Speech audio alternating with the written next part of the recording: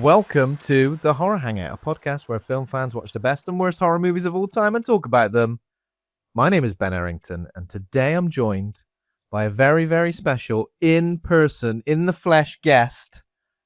It's Leena Takooree. She's a writer, she's a podcaster, she's a film fan, she's a great friend of mine. We've known each other for many, many years, and I think we've always said, you got to come on the podcast. Yeah.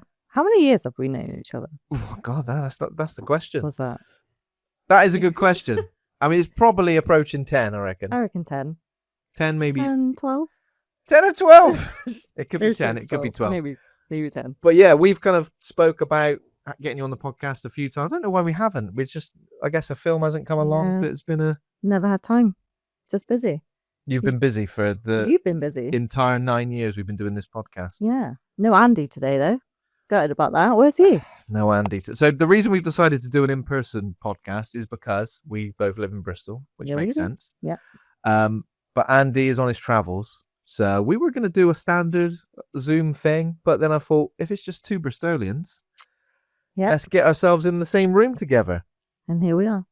And here we are, together again. And it's the first time in a couple of, well, I was going to say a couple of months, maybe a couple of months since we've seen each other. Months, yeah. Yeah, so it's a nice chance for us to have a little catch up as well, isn't it? Yeah, love it. And chat about the hottest film in the world right now. Of the year, for sure. Of the year. Of the year. Everyone's going crazy for this film. Yeah, but we'll talk a little bit about you first. So obviously I mentioned writer, I've mentioned podcaster. So you've done a few little podcast bits and bobs recently, haven't you? Yes. So me and my friend Jack, we did have a little podcast. It was called Spooky Inc. And we just kind of spoke about aliens and conspiracy theories and all things weird and wonderful. Aliens are spooky. Yeah, they are pretty spooky. Ink, so it's not like spooky tattoos. No. Oh, ink like INC. INC. Incorporated. Incorporated. That one? Yeah. That makes sense. But you were also doing some like in real life like supernatural ghost hunting things as well, right? We did. And then we're not to talk about those. And then someone got possessed for real, and now we don't talk about it ever. Jack did a few with our friend James, and then I went on one, but I'm scared of the dark. So like I love horror, but I'm scared of the dark. You just like daytime horror, like Midsummer. Yeah. Mm. Do I? Do I? Not bad.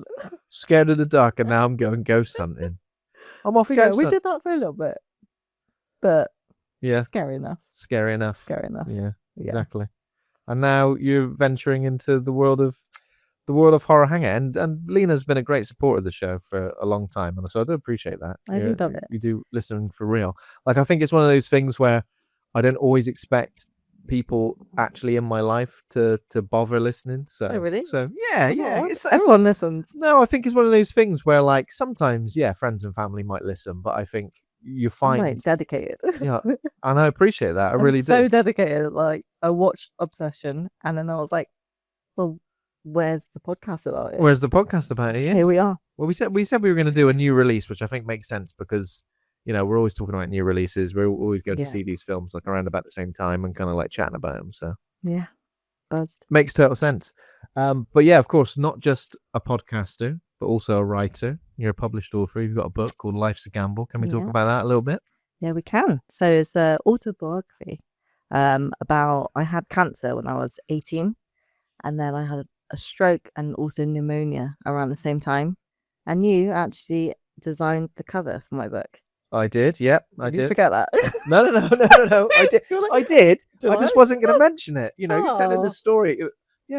All these years ago, I went through this terrible tragedy, and you designed the cover. I designed the bloody cover, don't you know? I keep it high. I don't want to make it depressive. Forget the trauma. Forget everything about that. Dying. Yeah, but I mean, recently it's been 20 years since that, hasn't it? It was 20 years early May. Yeah.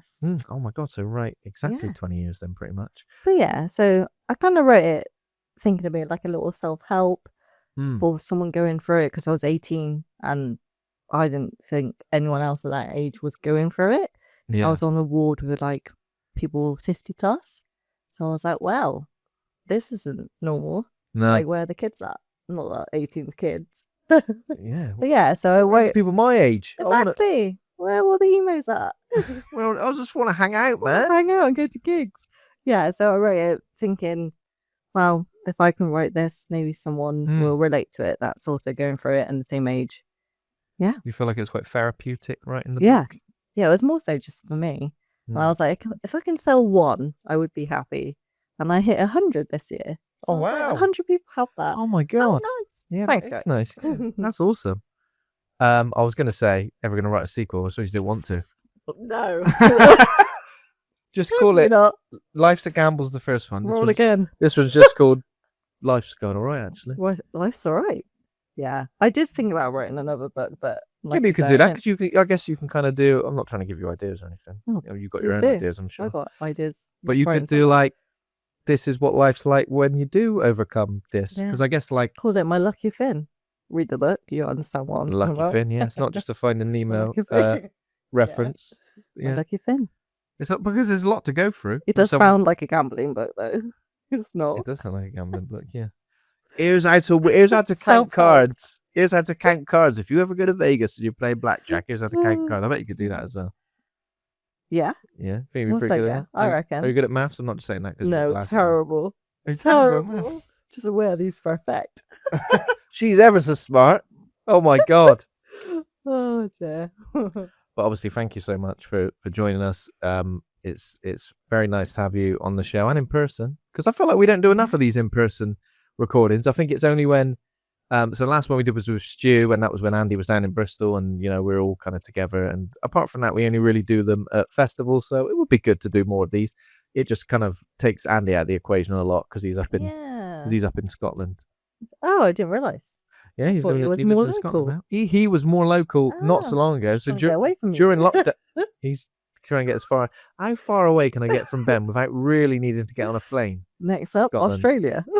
Jesus. Oh, imagine the time difference. This is the undertone. Yes. This is undertone. Recording the podcast at 3 a.m. hour. No, who wants to do that? Well, when you were podcasting, you were doing it in a studio in person. Yeah, as well, weren't you? So in Jack's studio in person, but there was a lot of editing behind it. So more so for Jack, I just kind of sat there. Yeah, there's a lot of research though. We both did you're a the lot talent. Of research. Am I though? That's what I feel like. That's the relationship I've got with Andy. Andy. Joint talent, but I think Jack showed the talent. Okay. I just sat and spoke. You're just so modest. I just sat and spoke, and it just came out of me. Just like about aliens. Yeah, scary. Why not? Yeah. Do you believe in abductions and stuff like that? Yeah. Alien abductions. Yeah. Not normal abductions, because they definitely exist. Yeah. Yeah. You do? Yeah, I do. Do you feel like you've ever seen I had a weird dream, and like I don't count. Yeah, because I didn't know if it was a dream or real. Oh, okay. Those kind of things. And there was like a alien, as we know and see how they look. Like a grey, like the grey one. Yeah, like how we draw an alien. Anyway, he was like, she was like there, and I was like, "What's happening?" Giving you a head massage. Like it was just like, "Don't know what's happening," but it said this one's defective. Oh my God! So didn't buy my book, did he? This one, something's wrong with this one. Send it back. That sounded like that sounded like a very right-wing thing to say, then, didn't it? It wasn't meant like that. I meant like, send this one back. Send it back. Defective. I'm sorry. Have you got a favorite? Have you got a favorite alien abduction movie? Because have you ever seen Fire in the Sky? Because we've done that on the podcast. Oh no! It's got one of the creepiest like alien abduction like scenes ever. Like it's proper gnarly. I'll have to check that out. I've just been rewatching X-Files. Oh, nice. Okay. I'm really into that. Yeah, absolutely. How do you feel about there being a new X-Files series? Do you know much about this? Ryan Coogler, who directed Sinners. Oh, sweet. Yeah, with new characters, and I think Mulder and Scully are involved somehow, but it's going to be it's like legit. It's happening. It's not just a rumor. No, it's legit. I feel very excited about that. Yes, I love the X-Files. I feel like we've discussed this. We do an X-Files like top 10 episode or something like that. Wow, you gonna rewatch them, or do you remember that many? Because I would like to rewatch them. I'm on season 3, and they're like, it's dedication. It's definitely the first few series that are the best. Yeah. I feel like the Monster of the Week episodes are probably the best. Yeah. When it's all the alien stuff, it's all right. It goes on a bit. Yeah, but I do like it. Anyway, bloody spooky Mulder. He's ever so spooky. Okay, so on top of that, talking about everything else as a horror fan, I was going to ask you, obviously, with new guests, I feel kind of sad. I feel kind of bad that this is your first time, so apologies for that. I know. But, you know. Episode what? 438, I think now, which is kind of crazy. Good friends, apparently. Good friends. Yeah, but I guess. I'm joking. But you have to be a very good friend to actually get an invite on the podcast. It takes that many. I invited my actual wife on the podcast after like 400 episodes, so it's not Yeah. I saw your chart or your table. Oh, yeah. How do you feel about that? I feel like your wife should be higher. Yeah, but it's festival appearances as well. Yeah. For those who don't know, we released a league table of guests who have appeared the most on the podcast. We posted that on our socials on Instagram. And Emma Cownley, who was on the show last week talking about Hokum, she is top currently. And I guess the main reason would be she's been at like every Fright Fest with us, so that kind of makes sense. Yeah. And on top of that, episodes. So you know. Yeah. There we go. But if you want to get out that chart, you have to first appear on the podcast. That's the hard bit. Here we are, number one. Number one. What the shoulder's doing it. Number one. So excited. And then you just got to bother us in the DMs, because if you go, I want to come on the show and talk about this, we'll just say yeah. That's pretty much how it works. Well, we'd be like, done that one. Oh yeah, we might say done that one because 438 episodes in. Yeah. It can be difficult, can't it?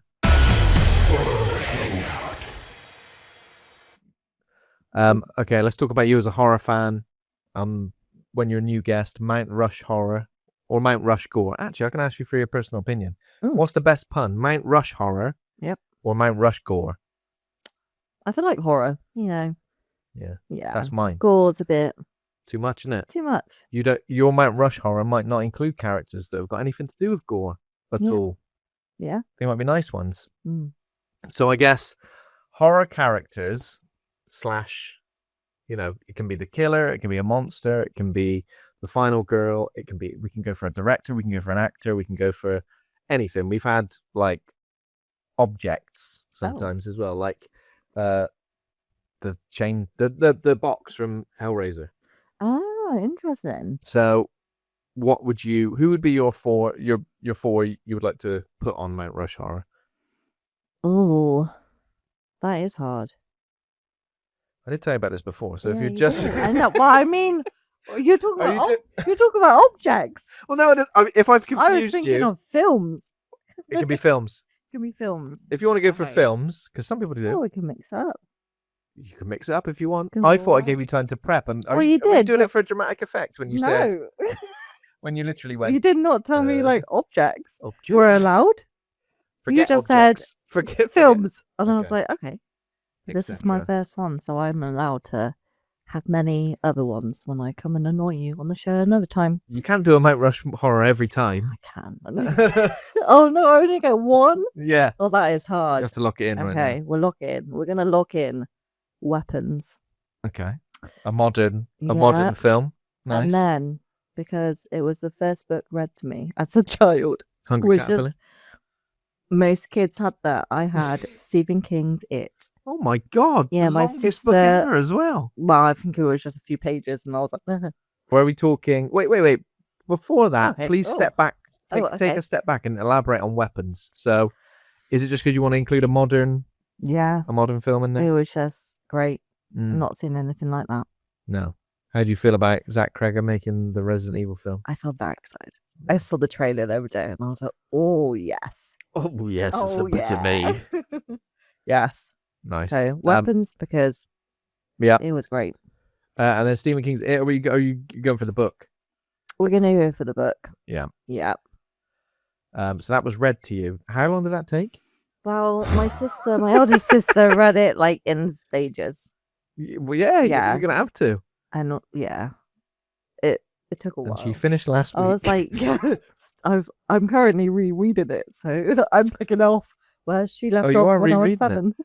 I feel like I don't know if I've ever read it from start to finish. Yeah. I feel like I've always just picked it up, read a good chunk and then come And then back put to it it down, a while. Yeah. Okay. So we're gonna go for weapons. It, the book. Mm-hmm. What would be number 3? I'm gonna have to have Curry Barker. What? Yeah. Oh my god! How relevant could you be? I have to. Is this recency bias? Yeah. Yeah. Yeah. Just Most based definitely as of now, as of this moment, as of now. it's just replaced Hellraiser, Oh. the first horror film I ever saw. Yeah. I feel like, VHS. yeah. Or maybe Hellraiser can also be in there then. That could be the 4. Yeah. Yeah. Go for the 4. The 4. Yeah. Did you have another 4th in mind before Hellraiser just took over, or was that it? No. We'll just say no. That's okay. Do you know what? I can't. Niche, I'm not judging you based on your choices, but like it was unexpected. Okay. I don't think I expected like as much like recent horror, especially like a director from today. I mean, I'm not denying it at all. Like I think he's great. Have you seen? I mean, is Stephen King recent? No. But what I'm saying is like 50%, I see what you mean. Yeah, most of it your was. thing being that. Yeah. I've not got a problem with that. I'm not gonna. No. It's your decision at the end of the day, isn't it? It is, and I'll probably drive home later. Be like, oh bloody hell! Yeah. Well, we've said that. Well, what we'll do is we'll delay the construction of the Mount Rush horror for a couple of weeks until you can elaborate on your decisions. But that's good. I mean, it kind of ruins today's discussion because I feel like I know you're going to just be very positive about this film today. I don't have to be, but I will be. Yeah, be honest. Oh, you not? Oh no. I'm positive. I'm positive about this film. Okay. Am I obsessed? I am. Maybe not. Maybe or maybe not. Let's do a little bit of horror news. Got a few stories to just quickly go through right now. First of all, the movie Magic, which I still haven't seen. We've mentioned on the show a few times. I've still not got around to seeing it, but it's the movie from 1978 about a killer doll, like a killer ventriloquist doll. It stars Anthony Hopkins, but Sam Raimi is apparently remaking it. He's directing it, a new killer dummy adaptation for Lionsgate called Magic. I'm pretty excited about this. Again, it makes me think I need to go and watch the original. God damn it! But I feel like killer doll movies always kind of work, don't they? And I know we've had things like The Boy. He was a bit lame. He was weird. Megan, more of a robot. Not a fan. Not a fan. We've done Dolls on this podcast with John Crennan. That was a pretty good episode. I'm sure there's more. But do you know much about this film? 45 years old, 45th anniversary recently. Well, over 45 years old. That's terrifying. Yeah, but apparently Sam Raimi is reuniting with Sen-Help writers Mark Swift and Damien Shannon, who wrote Freddy vs. Jason. A newly imagined take on the movie, courtesy of Lionsgate. And the original stars Anthony Hopkins as Corky, a magician who reaches fame alongside his ventriloquist dummy, the obnoxious and wisecracking Fats. That's his name, Fats. Wow. Who Corky cannot control. Oh no! Fats is Corky. Fat. Corky and Fats. Do you reckon they'll keep the character names? They have to. They have to, yeah. Oh no, Corky's doing an assault again. Oh, Corky.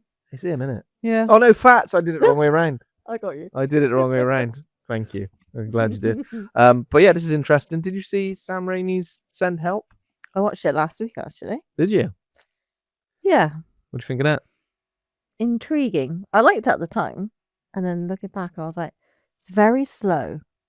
Yeah. Very slow pace. Did you cover it in an episode? No, I think the reason we didn't, because it wasn't really marketed as a horror film. It was kind of like, it wasn't like, oh, Sam Raimi back doing a horror film. It was like this weird, like stranded on an island film. It had some Raimi-isms. Like there was a bit where there was like a sort of dead body, wasn't there? Yeah. There was like, but it was a bit over the top gore moments as well. Watch it again. No. It was a good for her film, wasn't it? Like good for her ending. For sure. I never know how to say this guy's name. The guy who did Iron Lung. Do you know how to say that? Nope. You go. Markiplier. Markiplier obviously directed and starred in Iron Lung, has announced that it will be coming to YouTube this month. this is pretty good because it had quite a limited run in UK cinemas, so I think more so in US. But I've wanted to see this for a while and I haven't had a chance. So looking forward to this. On May 31st, 2026, it is debuting for purchase on YouTube, Iron Lung. It's kind of had mixed returns, but I think the fact it's made by a YouTuber for a very small budget, similar to Curry Bark and an Obsession, I guess. Actually, I don't know what the budget was for Obsession, but the fact that it's a YouTuber making a film, as is the director of Backrooms as well. I think like there's this new wave of YouTube horror creators. It's pretty interesting. But yeah, Iron Lung made $50 million in theaters this year. Wow. For, again, I'm not sure what the budget was, but it was a fraction of that. Yeah, but looking forward to this. Would you watch this? You know much about it? It's like I know nothing about it. It's like an indie horror game, like a weird. Sweet. I think there's like a weird deep sea monster sort of thing. I've not actually played the game, but I'd like to. If it's anything like the Exit 8 game, film, that was cool. That was good, and again, based on like an indie game as well. So you did enjoy that Exit 8, yeah. The game's pretty cool. Have you played the game? No. It's basically just spot the difference. Yeah, I was going to play it, and then I heard like Andy completing it in an hour or something. That was proper showing off. That was. I was like, no, it wasn't even an hour. It was like 10 minutes. Andy wasn't an hour. I completed it in probably about 2 hours. He said it was like Andy was like, done it in 10 minutes, mate. Yeah. Absolutely nailed it. Showing off, isn't it? So I was like, well, I don't want to like be put to shame. I'll be there all day. Yeah. That's what I was worried about. But I think you get used to it after a while and it just locks in. For a while, I was struggling. We've got 2 pieces of Kate Beckinsale casting news. Now, the reason I'm going to mention the first one is because it's going to be directed by friend of the show, Mr. Jake West. So this is super exciting. This is very, very big news just come out this week. Kate Beckinsale to star in a shark thriller called White. So Kate Beckinsale and Catherine McNamara are set to appear in the shark survival thriller White. Jake West, obviously friend of the show, has appeared. He's on the guest league table. Yeah, he is. He was. Obviously, he directed Doghouse, Evil Aliens, and then Razorblade Smile, of course, which we've covered extensively. This is a bit of a full circle moment for him with Kate Beckinsale being cast in this because, of course, Razorblade Smile, like, inspired Underworld, choking up there, inspired Underworld, inadvertently, whether they like to admit it or not, inspired Underworld, starring Kate Beckinsale, and now Kate Beckinsale is starring in a Jake West movie.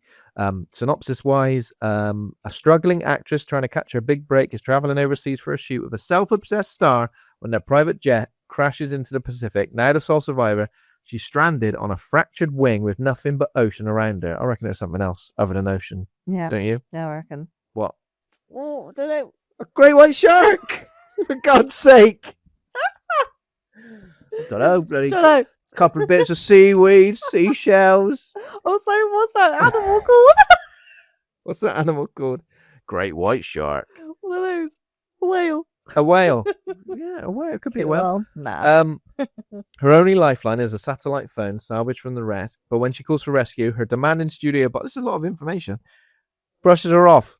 Her signal is picked up by marine biologist who delivers chilling news. Willa has crashed into the infamous White Shark Cafe, a stretch of ocean where great whites gather to feed. Giving away the plot. It's like the whole entire plot, film. isn't it? That is the entire film. Stop there, yeah. Great White Shark Cafe sounds nice. This sounds cool. Yeah. Well, they serve them there. Dead human bodies, human remains who've crashed into the sea. But this is exciting. It's exciting for Jake West. Like, obviously, we've had him on the show loads, and his passion for cinema, his passion for movies is great. I can't wait to see what he does with like a shark film because shark films are good. I do love a shark film. I do love. They a just shark make film, me feel better about myself. You know, what that could you're be worse. in Could the be water. eaten by a shark. Yeah. Yeah. Do you ever get that? I don't know. I'm usually just wrapped up in my own life. Do you know what I mean? It could Well. be worse. It couldn't. Could be worse. I'm nowhere near the sea. I suppose you're kind of close to the sea. Are we though? Well, closer in. Close enough. Close enough, but you know, No sharks lurking there. no sharks lurking in the Bristol Channel. Not yet. Not yet. Bloody global warming. Kate Beckinsale, another bit of Kate Beckinsale news. I didn't do this on purpose. It just happened this way. Kate Beckinsale replaces Mila Jovovich in Twilight of the Dead. New directors attached. The friendly rivalry between Underworld and Resident Evil lives on. So Kate Beckinsale is replacing Mila Jovovich in Twilight of the Dead. It began as a treatment for a George A. Romero project. It was going to be like a final chapter of his zombie saga, essentially, prior to 2017 when he passed. The Paz brothers are taking over directorial reins from Brad Anderson. And then it's set on a decimated Earth where the last vestiges, that's our word, isn't it? Vestige Yeah, that's of humanity, you're the writer, are trapped between warring factions and an evolving undead threat. What was the last George A. Romero film? There was Diary of the Dead. There was something else. No? No. Give me nothing. Or nothing. You got nothing. I got nothing. She's just a talent, you know. She's the talent. I'm just the one. This is your show. This is Don't want to take is, over. This is your show. I don't want people to think I've got more knowledge than you. I'll just stay quiet. Yeah, this is pretty interesting. An Of the Dead film, you know, is great. Is that happening this year? I don't know actually. Thanks for asking me the tough questions. Mm-hmm. So I guess it's just in. I think it's just in development. Okay, I cool. guess. But in terms of White, it's set to begin principal photography in this summer in Bulgaria, nice. England, Okay. and the US. Nice. Yeah, very nice. Excited. Very excited for you, Jake. We'd love to cover the film on the show. It would be great, wouldn't it? Get Kate Beckinsale involved as well. Yes. Yeah. Do it. That'd be nice. That's pretty much it for horror news from me. Got anything? No. No, you were saying about the budget for Obsession. I think it was like Okay. 750K. Yeah, you're right. 750. Got it right there. 750 to 1 million, and apparently it's already grossed almost 25 Is it million. 25 now? It was It's like probably gonna be 13 more. yesterday. That's mad. Yeah. Oh, yeah. There we go. Okay, so the next part of the show is what we've been watching, what we've seen in the last 7 days or so. Could be a bit longer for you because you're not on the show every week. Yep. So anything you've seen recently, horror or horror adjacent, that you'd like to recommend or discuss? I've seen quite a lot in the past week, actually. You have? I've seen Exit 8. Nice. What else did I watch? Undertone. Oh, lovely. You're covering all the films we've covered on the show. Sun Help, which we spoke about earlier. Yeah. Obviously Obsession, which we will talk about later. What else have I watched? I think that was it. So it's all like pretty new films Yeah. then. You haven't watched any. I haven't watched any classics. No. X-Files has taken over. X-Files, a lot of time. Actually, there, tell a lie. I did rewatch Donnie Darko. Oh, you did? That is Okay. a solid film. Any particular reason why that Just popped missed up? it. Just missed old It's a Donnie weird Darko. thing to miss. What? Well, no. Everyone loves that Just film. want a bit of comfort. Yeah, just want the Yeah, old creepy bunny. Yeah. Any Oh, highlights? and Apex. That was Apex. Yeah. Okay, so let's talk about Apex. I've seen that as well, so I guess we can both discuss that. Yeah. I feel like this could have easily been marketed as a horror film. Yeah. Easy. I didn't know what to expect. No. I just thought, what's his name? Is it Taron Edgerton? Yeah, I always get that wrong. Never seen him in anything like that before. No. I thought it was brilliant. Yes. Yeah. Really cool. Very stripped back. It's not obviously got many people in it. Focuses on him. Small cast. And then the lead lady, and she's great. I don't know who she is. Charlize Theron. I didn't know her from many things. Oh, Mad Max? Fury Road? Oh yeah. Monster? Oh, okay. Take it back, guys. There's this new up-and-coming actress. I think she's been nominated for an Oscar years ago. She's going to be great. She'll be great. She's Look out for her. Yeah, look out for her. She's great. She's brand new. She is cool. Obviously, I don't want to spoil anything, but I think it's like a cat and mouse thriller, but like set in the Australian, not the outback, in the Australian, like, I want to say jungle, but that sounds the crazy. Mountain range. No, yeah, something like that. Is it that? Yeah. And yeah, there's someone like Taron Egerton is a classic, like, meet somebody who seems quite nice and non-threatening, who sort of becomes helpful. Yeah, and it's like essentially like you could have easily framed it as a serial killer movie. Well, it is that, but framed it as a serial killer movie, as a horror movie. There's a lot of horror moments in it. Again, I won't get into too much. Don't want to spoil it, but people should watch it. It's probably the first film I've watched as like a Netflix release in ages that I've actually kind of enjoyed. I mean, I haven't watched many, but I'd say it's good. Taron Egerton's good. It's very tense. It's quite short as well, which is quite nice. Yeah, it was quite short, but straight to the point. Short and straight to the point. There's like a nice opening scene with her husband, Eric Bana, doing that thing where they camp on the side of a bloody... I hate that. On the side of the cliff. On the side of a cliff, hanging from a bloody... Why? No, I don't know. I would not be sleeping. That's a real life horror right there. I wouldn't be sleeping. I'd just be constantly having that feeling, you know, when you like jolt yourself awake. How'd you go to the toilet? Straight out the front door, mate. And it'll just get blown back into your face like a mist. Well, yeah, maybe you've got a shiwi. All you need to do is cut a little hole in the in the tent and just go straight down the plug hole. Yeah. But yeah, it easily could have been framed as a horror movie, and I kind of felt like, why did they not? Because what was it? I guess it was kind of... I mean, I don't know. I might be getting this wrong, but I think it was just framed as like a thriller. Oh yeah, it was a thriller. Yeah. From the original trailer I saw and everything else, and I kind of it is framed as a bit of a thriller. It reminded me of... Is it Long Weekend? No, it's not Long Weekend. There's one of the films we saw at Forbidden Worlds Film Festival last year. One of the Australian movies, like the Ozploitation movies. There was one with a similar plot to this, where like these men were terrorizing a woman who was just trying to live her life, just trying to chill. Okay, but any other, in terms of Exit 8, Undertone, any other highlights of those that you preferred? Exit 8 was really, really cool. I didn't know what to expect because I've not played the game. I know you guys covered it on the pod. Pod. And I had a little listen and I paused it so I could come back to it. No, you did. Yeah, I was like, oh, just not ruin this. Oh, okay. Yeah. So you went and watched. Watched it and then I listened. Is that the one you watched really late, or was that like an early one?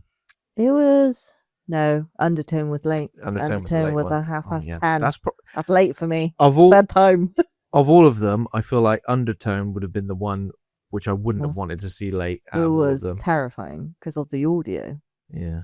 But yeah, that was good. That was good. Yeah.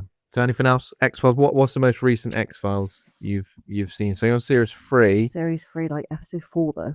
Yeah. Got a long way to go. A long old way. Yeah. Because American series back in the day used to be like 24 episodes and stuff per series, didn't they? I mean, I think this is like 26.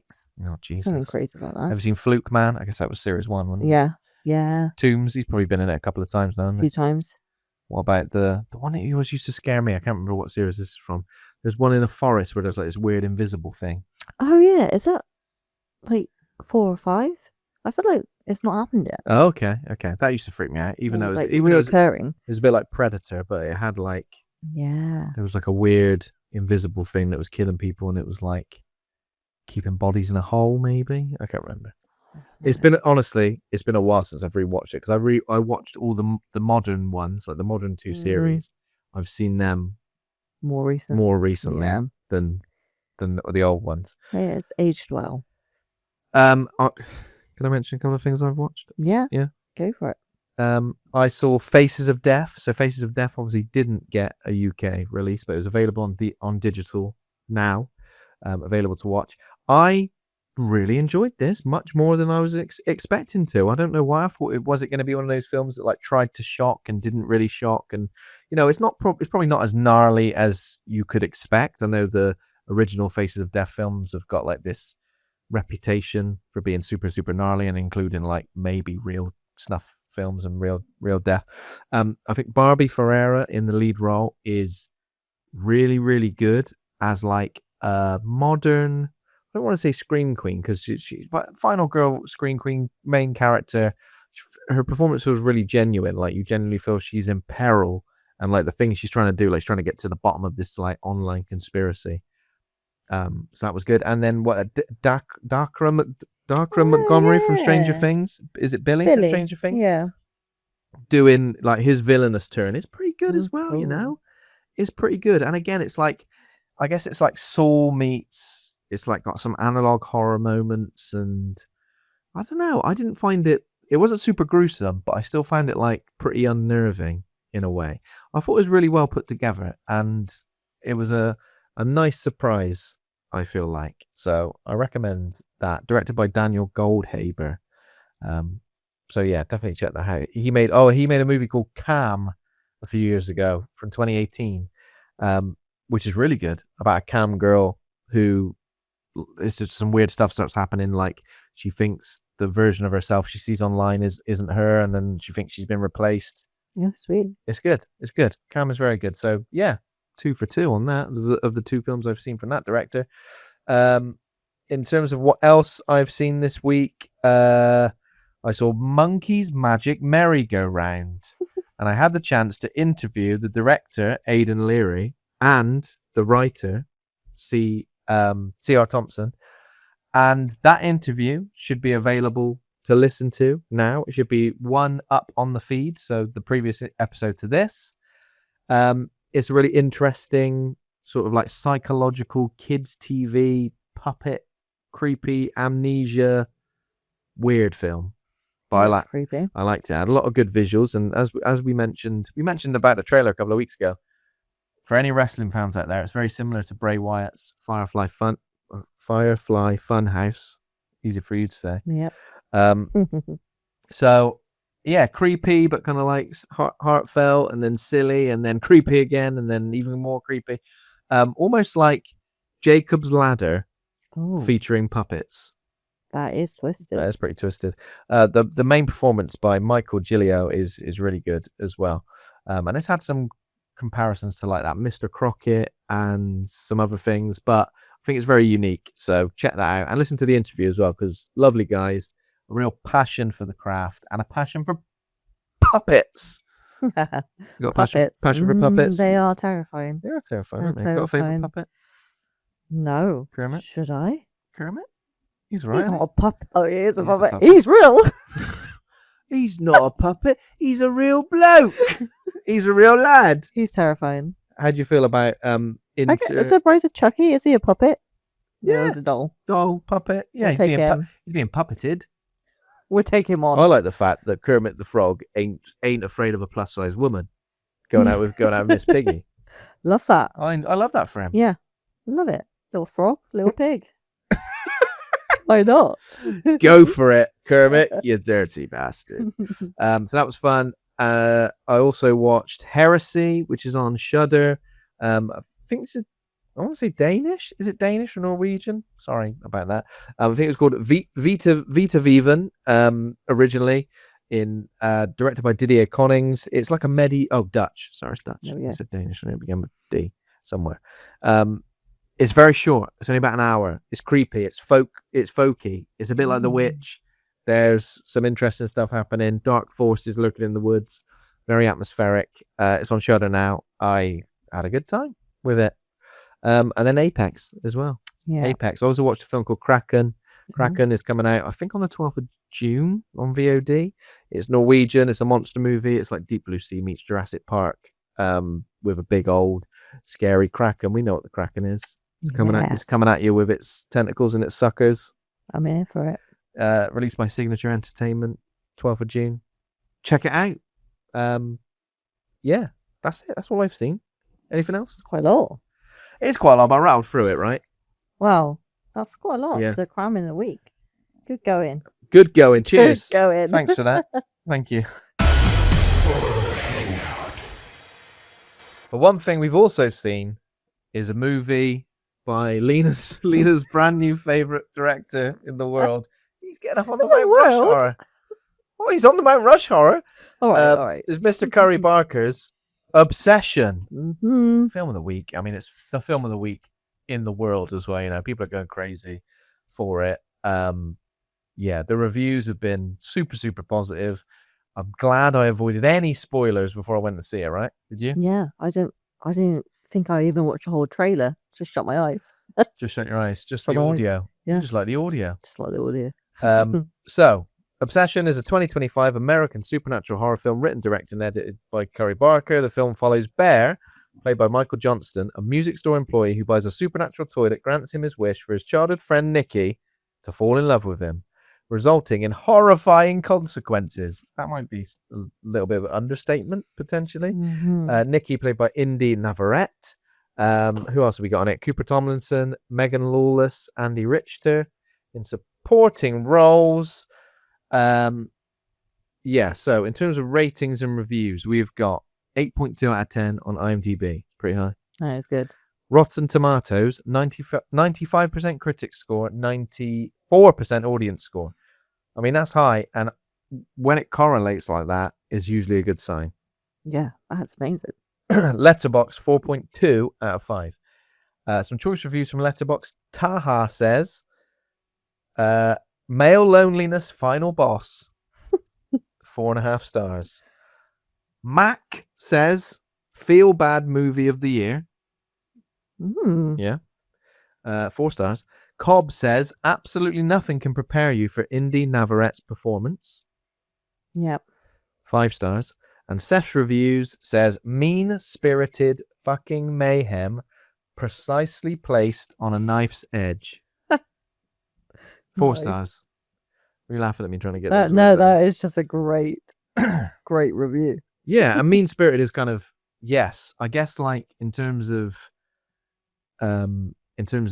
the what happens in this film, I guess it is kind of like controversial in a way, because it can be presented as just like a silly throwaway magic supernatural thing happening.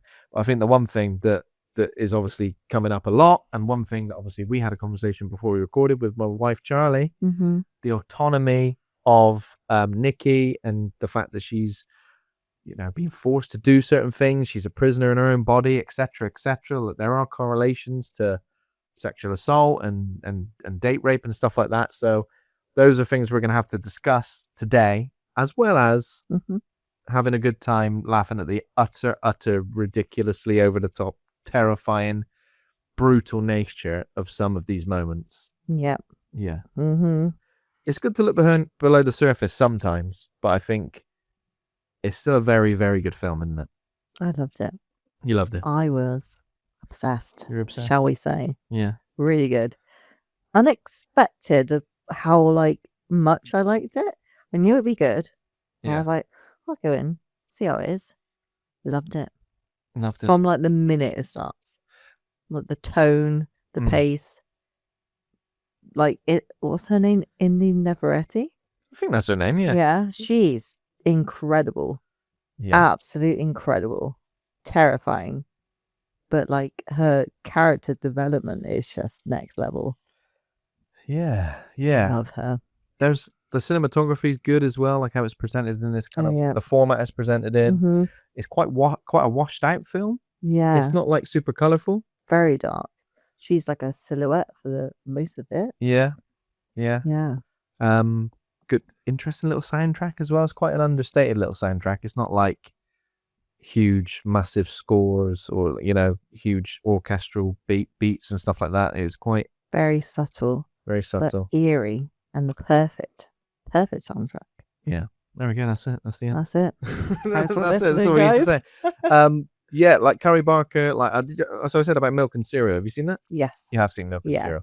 Again, like very understated, creepy and weird, but also like because there's a lot that happens in this film that isn't like it feels like a modern horror movie, but not a modern mainstream horror movie.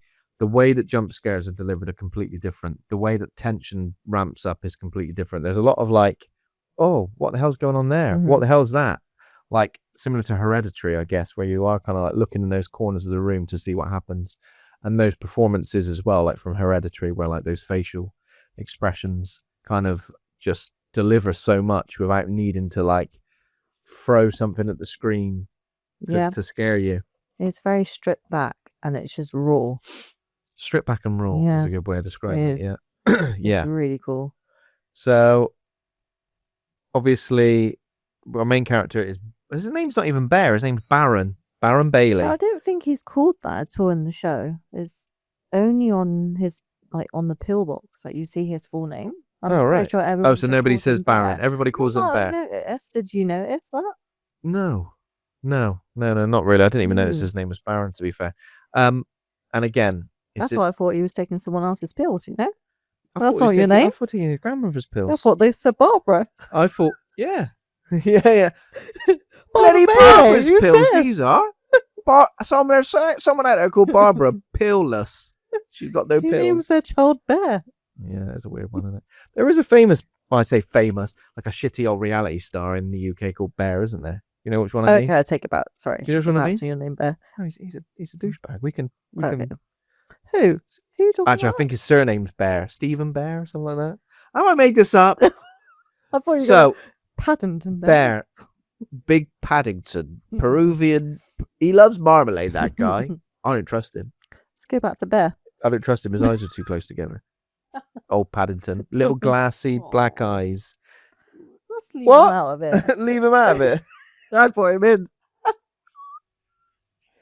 Oh, God. What were we saying? What were we saying? You were Something about Bear. talking about Bear. Yeah, so listen, we've already spoken about the connotations of autonomy, of, you know, a woman being like forced to commit acts against her will, etc., etc. Let's talk about just the fact his name's Bear. Obviously, in the last couple of years, there's been a bit of an online craze. What I say, craze is the wrong word. A bit of online discourse, let's say, Yeah. where a lot of women have been saying, "Who would you rather meet in the woods, a man or a bear?" And obviously, a lot of women who've probably not just women who've had negative experiences with men, but probably just women in general have said, "I'd rather meet a bear." Yeah, I would. Yeah. Not this one, but Not this bear. not this bear. And in Midsummer, the boyfriend who's a bit dodgy ends up dressed as a bear, Yeah. getting burned alive. Oh, yeah. So, yeah, there's a lot of connotations of that. And, you know, who's the real villain of the piece, I guess? Is there a villain? Is everyone a victim?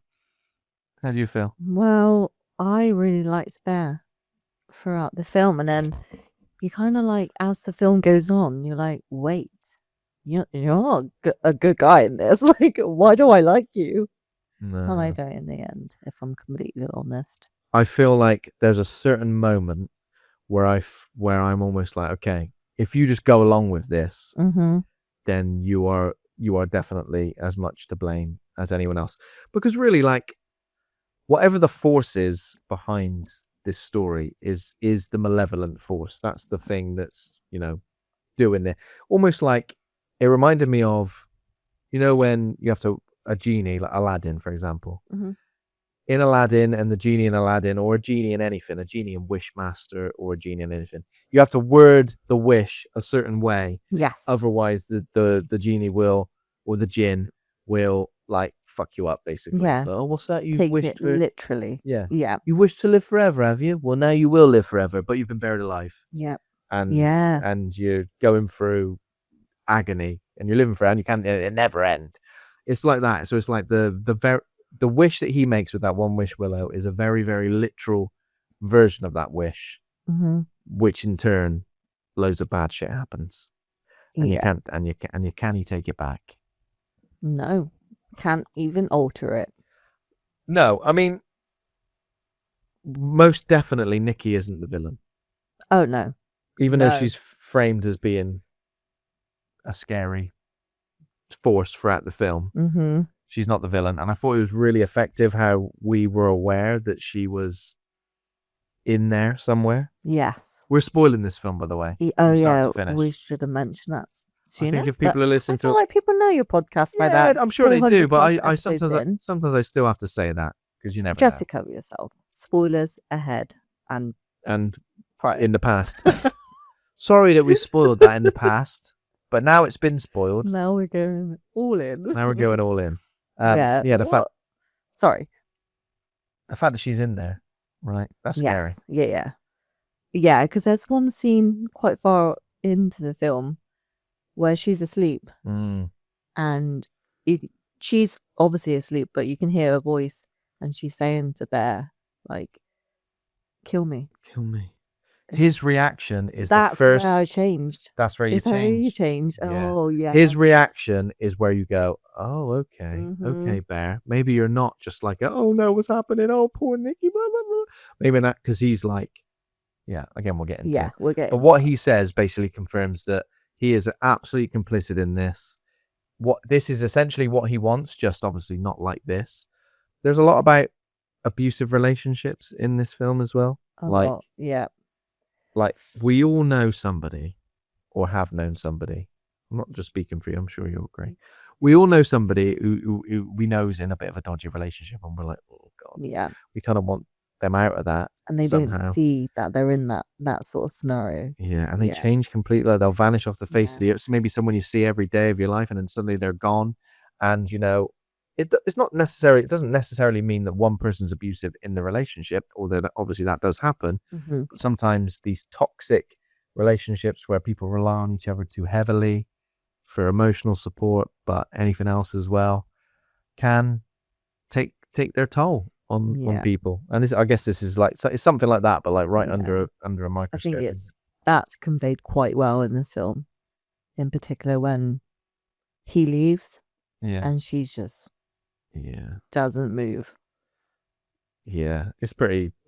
God, yeah. You can unveil this so much. Like, there's so much to talk about on this film. It's really well made. It's really well layered, and I think it feels like the epitome of like a modern horror film as well. Like a horror film that understands the way that these scares need to work. That they're scares based on social interactions, social norms, and like a weird supernatural twist as well. Yeah. I think that's what Curry Barker does really well. Incredible. Oh, Curry Barker. He's straight up on your main rush. I know, I was not expecting that, but here we are. He's got a really nice collection of sunglasses, I've noticed in his interviews. He's really going through it, yeah. I like that. I like an orange or a yellow lens. Indoors, though. I like it. He's really into it. It changes everything. It does. It does. It makes you feel like you're in... We should put some on. It makes you feel like you're on a holiday, if I'm honest. If you put an orange lens or a yellow lens, you could be driving. You could be driving around anywhere. Give me a name. Sorry. Give me a name of somewhere in Bristol. In Bristol, somewhere sunny. No, just somewhere anywhere. Anywhere. Easton. You could be driving around Easton in Bristol. Put a yellow lens or an orange lens on. You'll feel like you're in Fuerteventura. Oh, so Portugal. Portugal. It's true. There. That's what he's doing. He's loving it. But yeah, again, he's young. He's a young filmmaker, but it's a really like mature film. I feel like it's a mature film that like understands the dangers of these kind of like toxic relationships.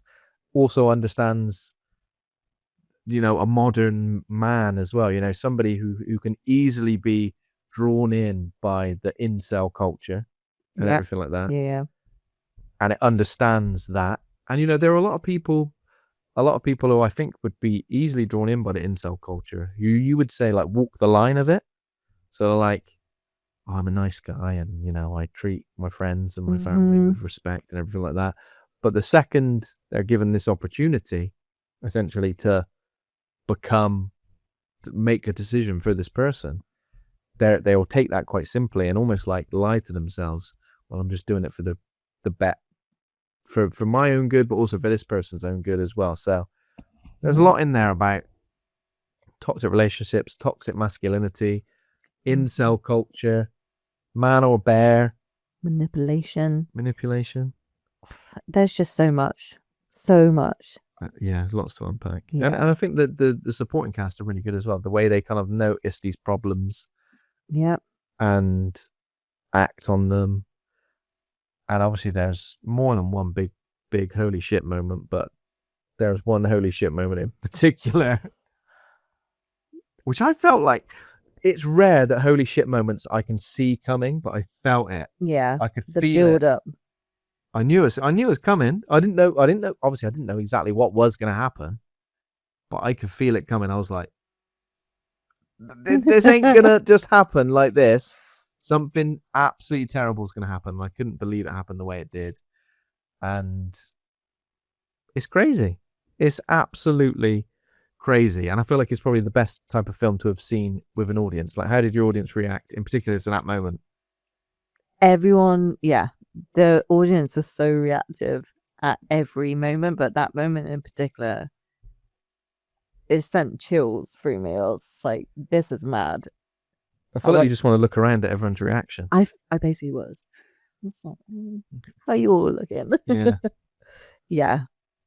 But there's just yeah, I don't want to say too much. Yeah, before, yeah. like, We're too going to be deep talking into about the whole plot. So, I mean, essentially, you've got four main characters. And Michael Johnston is Baron Bailey. They all work at a music store as well. And again, it's quite nice because it's one of these friendship groups where you're like, I'd like to be in this friendship group if I I want wasn't to work there. if I wasn't a 40-year-old man, I'd be friends with these guys. I'd be friends with them. Do you know what I like as well? A mixed gender friendship group. Yes. Don't you? Yeah. We had that thing going on for a while, didn't we? Yeah. We did. And now I see you once a year. Now you see me once a year. But we all worked in the same place. Yeah, we did. did. And it was a 2 girls, 2 boys scenario. Yes. And that was good. I like that. I thought that was healthy because, yeah, you know, when you work with people, sometimes you do gravitate towards like just the lads or something, or you know, or maybe you don't. True. Maybe you don't really care about your colleagues. So it was nice. Yeah. It was nice to have a thing where we kind of like hung out outside of work and we did. That. The heady, halcyon days. Halcyon days? That's the word, isn't it? Yeah. Halcyon, I said. Halcyon days. I know what you're about. Sitting out in the sunshine. The sun when lunchtime. it was sunny. Yeah. In the sun when it was sunny. When it was sunny. This is apparently summer now. Yeah, no. Is it sunny? No. It was pissing down rain today, wasn't it? Bloody hell. We've got Michael Johnston, we've got Inde Navarrette as Nikki, Cooper Tomlinson as Ian, who's Bear and Nikki's friend, and then Megan Lawless as Sarah Harper. And they all work in this music store, which is run by Sarah's dad. Yes. Yeah. Yeah. And it's just like one of those things, like it's 2026, and you know, you watch things like Stranger Things and you watch like movies from the 80s where, you know, people are working in video stores and, you know, going out drinking on the nights and all these kind of like neon soaked cityscapes and stuff like that. This is nice for 2026 to kind of give us this modern friendship, but also modern friend group, and kind of like makes being young seem, you know, because it's rare. Again, as an older man, well, older than them, it's rare that I look and I go, oh, I wish I was young again. Well, I feel like this easily made me make me think that. I felt like it younger was like again, not young again. I felt like that was like my group of friends. Yeah, like we've had those scenarios. So I was like, it felt comforting and familiar. We've had those scenarios where one of us is smashed. No. What? Nothing like that. Smashed the face in. I was gonna say. You thought with a shoe. You thought I was saying something rude. As always. With a shoe. Yeah. Was it a shoe? Or was it Jenga? Oh, okay. But you know, yeah. I got. Sorry. I was slightly confused. So that's pretty much it. We've got like a bit more of a supporting cast, like the people who work in the shop, like that sells the One Wish Willow, the dad who obviously works in there. But yeah, it's an interesting film. So let's talk about in terms of the plot. The main crux of the film is that Baron Bear Bailey, Triple B. Mm-hmm. B to the power of 3. You are good at maths. Thanks. I knew it. Has romantic feelings for his childhood friend Nikki. They work at a music store together, alongside their friends Ian and Sarah, obviously, who we both just mentioned. And again, it's a difficult one, isn't it? Because they do seem really close. I guess like relationships or friendships like this exist where, you know, one person is probably going to think we're the best of friends. It's so nice that we can be friends together and not have any romantic feelings. Mm-hmm. And then one person might be like, actually, this could be something. Yeah. I think they fancy me. No, just close. Yeah, but it's a difficult one, isn't it? Because you think, cause one of them might think, oh, you never know until we get to that point or anything like that. Make a move. Yeah. I mean, when you watch it makes you think that Nikki is interested. But then is it done intentionally because as a viewer, you want to believe that this is going to be some sort of love story? Or they're just very close? Yeah, it feels like they're very close. It feels like it could potentially go in that direction, but it wouldn't hinge on that. Like, if he just plucked up the courage to actually ask her out, like, because he could have easily said, "Do you want to go for a drink sometime?" And she'd be like, "Yeah, I guess so." And he'd be like, "Well, you know what I mean, like in a romantic way." And then she could be like, "Oh, don't be silly." That's probably how that would have gone. That would have been much easier. That would have been the end of it, because no one seems to, in these early scenes, no one seems to actually communicate very well, do they? No. No one actually says what they're thinking. No one speaks directly to the person. Everyone speaks around them. Yeah, there's a lot of like whispering around, and it's a bit like I guess, a bit like high school romance Yeah, type thing, which isn't it? is Really, very on And- point. Is exactly probably how it was. but they're all like, what would we say? Early 20s or mid 20s? I think there might be mid-20s. Wait, so Sarah is waiting Oh to wait, get Sarah's into waiting to get into university. school? Oh yeah, So yeah, so that early is- 20s. Yeah, early Maybe? 20s. Yeah, don't know how it bloody I works in don't know how it America. works. I don't know how it works. They're probably like 18. It's one of them in sixth form. So yeah, developing, and again, like that, it's a shame, isn't it? Because they have got a really good relationship, and he does just totally ruin everything. And again, maybe this is like a discussion on that sort of thing when people do ruin friendships with that. I guess it happens. Yeah. But yeah, they work at this music store. Ian and Sarah work alongside them as well, and I think Ian's a bit like, just do it, just ask her, for God's sake. What can you lose? And I think Sarah kind of likes Bear, but maybe hasn't verbalized it very well. She's definitely crushing on Bear. And the opening scene is Bear practicing how he's going to ask Nikki out on like a diner employee. Yes. I loved the opening scene. Yeah, it was good. Because he pretty much just like spills his heart out with this opening monologue, and then it cuts away and it's not Nikki. I think we're supposed to think it's Nick. Yeah. We think as an audience, oh, is that who he's? And no, he's just practicing. And she's like, "Oh, thanks, nice lunch break." She likes it. Yeah, she's like really into oh, it. it's lovely. Why don't you get her some candy? She likes something like that. Whereas I think Ian is trying to do have a bit of playful banter with her. Do you remember in high school when she was called Filthy Nikki? Freaky Nikki. Freaky Nikki. Say that to her. Like, no girl wants She'll that. like that. She hated it in high school, but she'll like She'll it love now. it now. It'll just be like a bit of silly banter. Just anything. Call Just her a not. slag. No. She'll really love that then. Just call her a slag. They love it. They love being called Just a ask slag. her out. Simple. You know? I get it. Simple. It's a difficult one. So we can easily talk about it as like, obviously, male loneliness. The movie has been discussed. We talk about, some. I don't think Bear would fall into this category, but in terms of incel culture, you do have men who think they're like entitled to certain things. Yes. Whereas some men might think she's been a good friend to me, and I've been so nice to her. I deserve her, or I deserve more from this. Yeah. But I don't know if Bear does fall into that category, because I don't think anything he actually says in these early scenes, at least, Not in the early scenes. doesn't make me think he's coming from a place of entitlement or toxicity. I don't know. No. Would you agree with that? I agree with that. I very much was Team Bear. Bear? And Team Bear. Not Team in Man. In the early scenes. But later on, I Do you was wish like, you one wish? absolutely Do you not. wish you'd done a one wish willow on you? I don't know what that would entail. No, not too sure I could pull off that scream. yeah, that's true. You go, I'll just go out of you. Or like, yeah, I'll cool. just go out of you. I'll just stand by the door. How has this one wish willow stayed on the shelves? I want one. Do you? Yeah, but I don't know what I would wish for. No, you'd have to really think about it, because you only have to word it properly as well. You allow more wishes. I don't think you are. You just It's a like one wish. It's a one wish willow.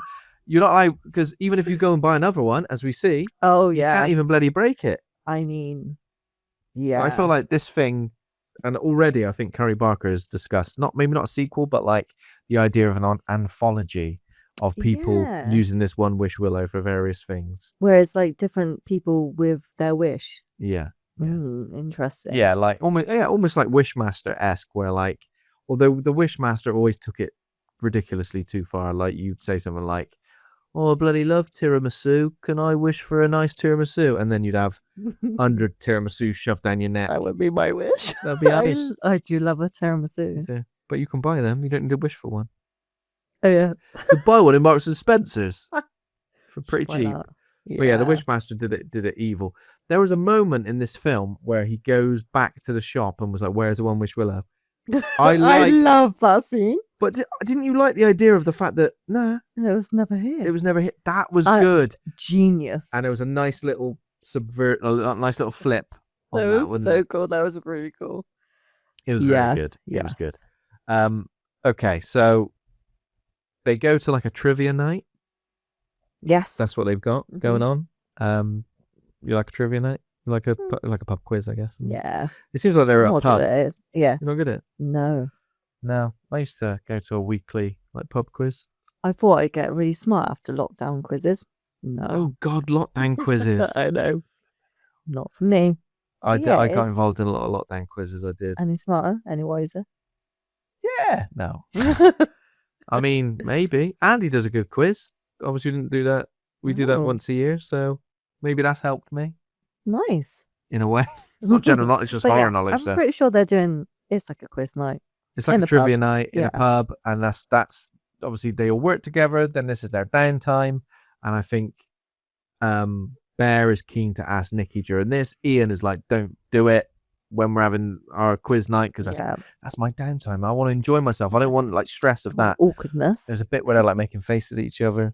Oh, yeah. And then Nikki realizes this is what's so upsetting about this, is that Nikki seems like a fun person to be around, a fun person to have like in your friend group, somebody who's got the bants. Someone I wouldn't change, actually. Well, no, you wouldn't you? Like, why would you do that? And that's why it's upsetting that later when she's in a social situation, in a group situation, when she acts a certain way, you're like, it is upsetting because you're like, that isn't what she's like at all. It's not her at all. And it's very, it's not bloody fair.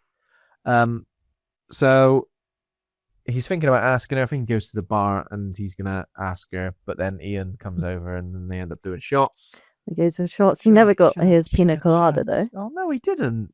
You notice that? She makes fun of him for that. Makes fun of him. She says, have your little baby boy's juice.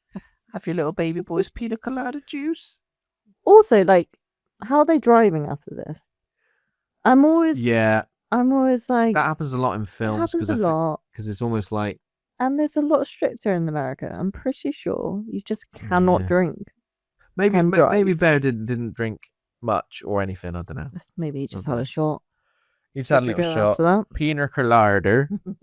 It's just milking it. It's just bloody milk and juice.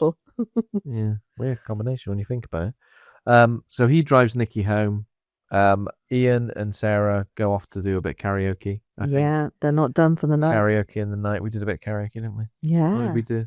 We did Evanescence. Yeah, Evanescence. We did a bit of Evanescence. Yeah. We did Gangster's Paradise. Yes, we did. I feel like we did late. We weren't even drinking, like, awful. No, we weren't drinking. I think I was fully... I was in my teetotal phase, which I'm still... Good on you. Good on you. And I managed to still do karaoke. I know. Yeah, I just didn't want to drink. Yeah, I was like, I want to go to bed and have no hangover. I want to remember, I want to read the lyrics properly. In the end. Yeah. God, we were all out. Hardcore. We were there a while. Anyway, so what we're saying is we'd be right there with Ian and Sarah going for the karaoke. Well, obviously, Bear feels like this is a good opportunity to ask Nikki out properly. I think so. In terms of their history, they went to school together as well. Yeah, they're like high school friends. High school friends. I think she's done some nice things for him, like in school, and that kind of like solidified his adoration of her. Yeah, I guess. Sounds like it's like his first love, his first crush. His first crush. Yeah. Oh yeah, we've completely glossed over something. He comes home and finds his cat dead. Oh, Sandy. What's the cat called? Sandy? I probably just made that up. I can't remember now. Sandy, Sandy. You got it. Good memory. I didn't remember that at all. He comes home. Poor old Sandy has died. Again, I get this is kind of interesting. He lives on his own, and he lives in the place where his grandmother died. Yeah. He like got the house like in, I guess, he was allowed to keep her house. So yeah, this is interesting because I kind of thought with their age, I thought they were all going to live at home and, we're going to see some parents and stuff, but we didn't. They're all very like independent young people. But yeah, he finds his cat dead, unfortunately, because she got into his pills. I have no idea how. Now I think about that scene. You got to do like little child lock. Did you leave them out? Yeah. Twist it open. Yeah. He must have left them out. He must have left them out. Because he is like, how did she get into these? And then there's like empty tins of things as well. So you think, I'm like, the cat's not pulling these tins open. No. So I'm like, cat's that bad for like just randomly eating things. I know dogs are dickheads. Yeah, dog is stupid. That's stupid. I think it's an oxycodone. Yeah, something like that. Mm-hmm. So yeah, he basically finds the cat and cries, very upset, and I think he's almost to the point where he's not going to go out for trivia night because of this.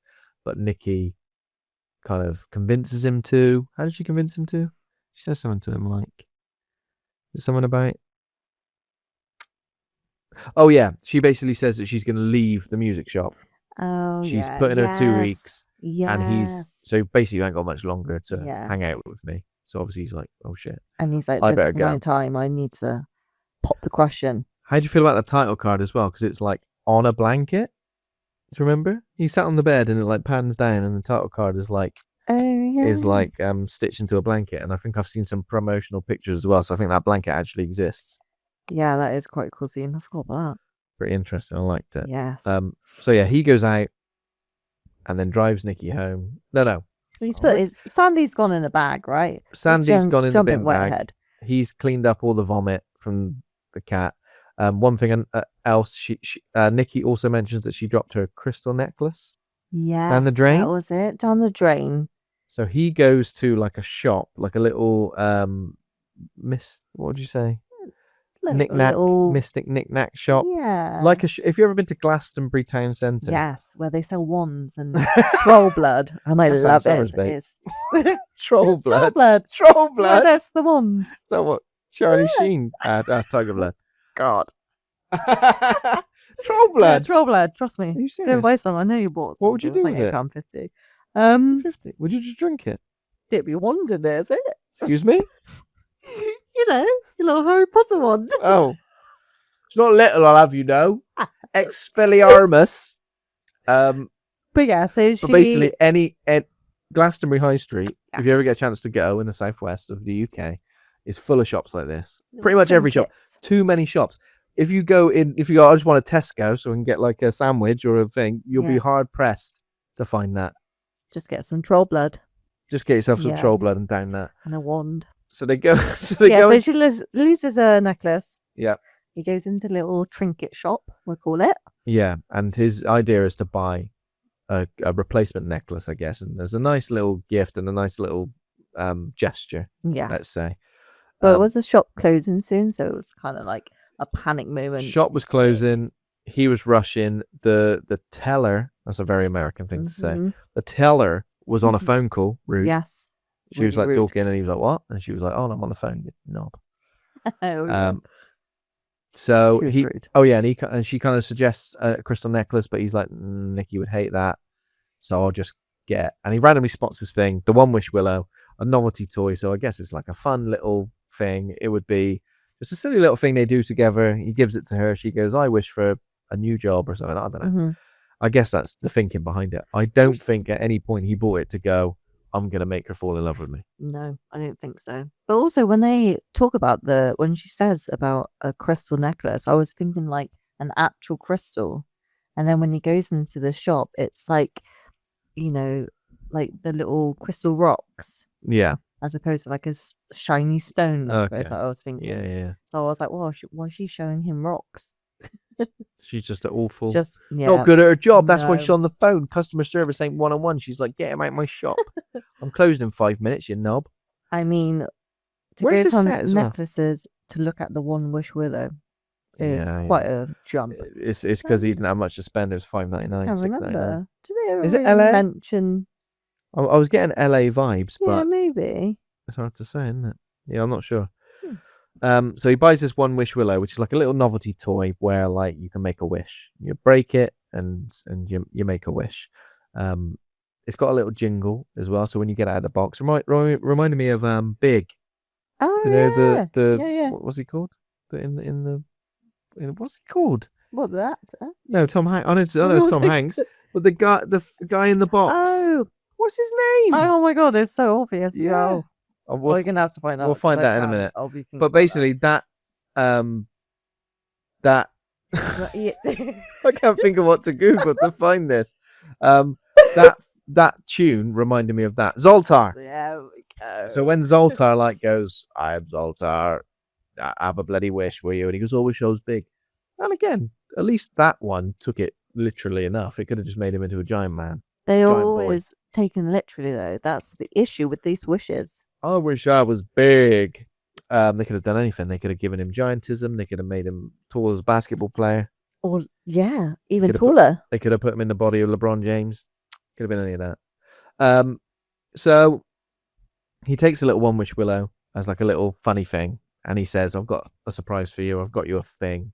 And she's like, "What? Why have you?" Her reaction puts him off a bit because she goes, "That's kind of scaring me." So like already it feels like, is there a bit of tension there where she maybe knows that Bear has feelings for her, but she doesn't. She hopes he doesn't act on it, mainly because she doesn't want to turn him down. Yeah, something like that.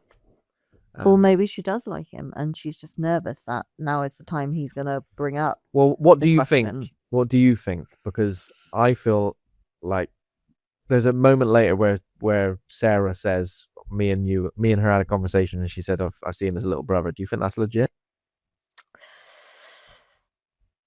I feel like at some point she probably did have a crush on him.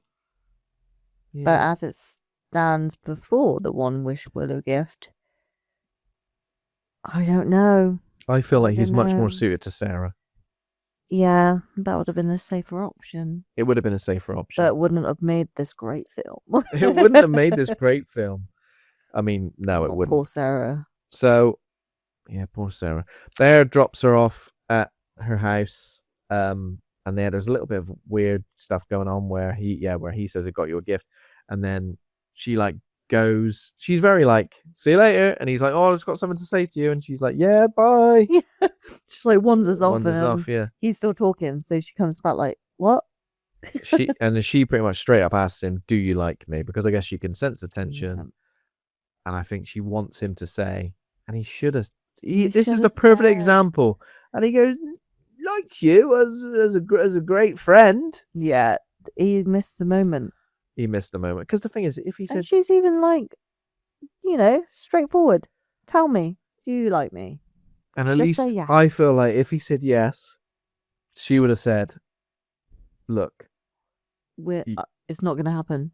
I didn't feel the same way. She might, yeah. She could have easily just said, "Look, I'm sure we'd be great together. I really do, but right now, I'm not in that place." Mm-hmm. And well, she might have been like, "Let's give it a go." And Sarah, because she says something about Sarah liking him, so she could have gone, "Listen, you got to go for Sarah because you two are far more." And also, we find out a little bit later that there's a bit of something going on with Nikki and Ian. Yes, which I guess is unexpected.